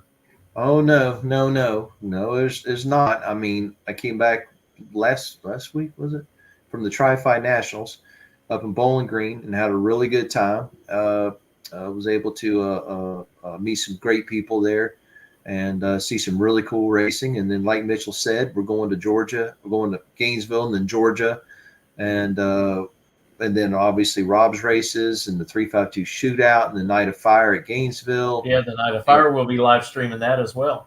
Right, and there's a lot. If y'all want to race through the winter, y'all just need to come to Florida. So there's something going on down here all the way through the new year, and which is great. And you bring up a good idea. You helped me remember something. The NMRA will be starting their season once again at Gainesville in February. So that's some really good news to have them back. And I just wish we can bring in NMCA right along with them, or a week before. That would be really awesome to have them both at Gainesville because I would compete in the NMCA. Can't compete in the other one because I don't have a Ford. Correct. But I mean, then we have Sick Week coming back to Florida next year. So with the stop at our local tracks. So we have the Baby Gators, we have the Gator Nationals. That's not to mention we start our bracket season in January. So we're first ones out of the gate practically. Not literally, but practically. So all the tracks around here start up as far as bracket season at the beginning of the year, January to February. So we usually have about a 4-week break, and that's about it. Besides, Gainesville, we do not race in July and August because of the heat and everything. Right. So I'm really kind of thankful for that. It gets a little warm in the car with a fire jacket and a helmet on your head. Oh, and we run sportsman cars too. I mean, we're not strapped in with a 5-layer and neck collar and all that stuff like the Upper Pro and Super Pro cars. Them guys and gals got a sweat box going on. But so no, I can respect not running certain times of the year just due to heat. That's good. That's good all the way around. But there's just plenty going on. Yeah, and I want to remind everybody, tomorrow, of course, racing's going on up in Bowling Green, and you can watch the Lucas Oil Drag Racing Series at NHRA TV for free. I think that's an awesome thing that they do. And I think you can also catch it on YouTube as well. You can go to YouTube, look it up, and they broadcast it on that. So if you're not doing anything and you're at work, hey, put it on your phone, turn up the volume, and listen to what's going on with qualifying and then Saturday, of course, is eliminations. And Absolutely. and we just had a gentleman on just a couple of weeks ago, McNeil Freeman. That's where I was getting ready to go to. McNeil, I wish you were here, Freeman. You know what I mean? Excellent racer in Stock Eliminator. So we want to wish him luck this weekend. And I tell you, Robert, we're still, like you said, we're still looking for more people to come on the show. And hopefully we'll have someone coming on this following Thursday, trying to work on that and try to go ahead and book all of September and October as we go along. He's crazy busy, full-time schedules and trying to organize. And I got an article coming out tonight. And working around people's schedules and all this stuff. It's like going, but it makes it fun. But don't forget to catch the article tonight on Blake Alexander for winning Brainer in Funny Car. So we'll have that article up hopefully here in about 30 minutes or so. But absolutely. Thanks again for joining us. And, Robert, we'll see you next time. Thank you all very much. Y'all have a good night, and thank you.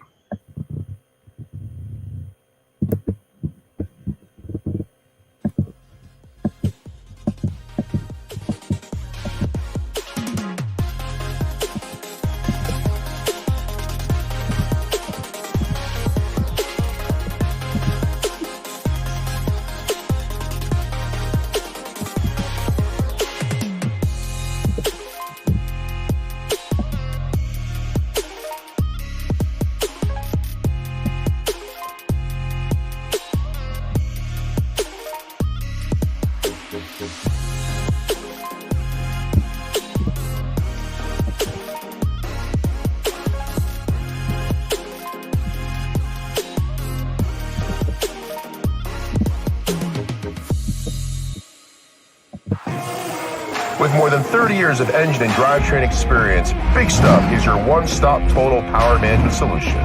Whether you're controlling a 600 horsepower street car and want the best drivability, or have a 6,000 horsepower race car, need the most bulletproof, reliable control hardware, Big Stuff can do it all.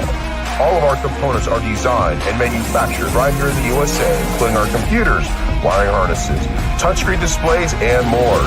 Nothing is built offshore, and we take pride in being one of the only automotive aftermarket manufacturers that can say this. Learn more at BIGSTUFF3EFI.com or connect with us on Facebook and Instagram for more information.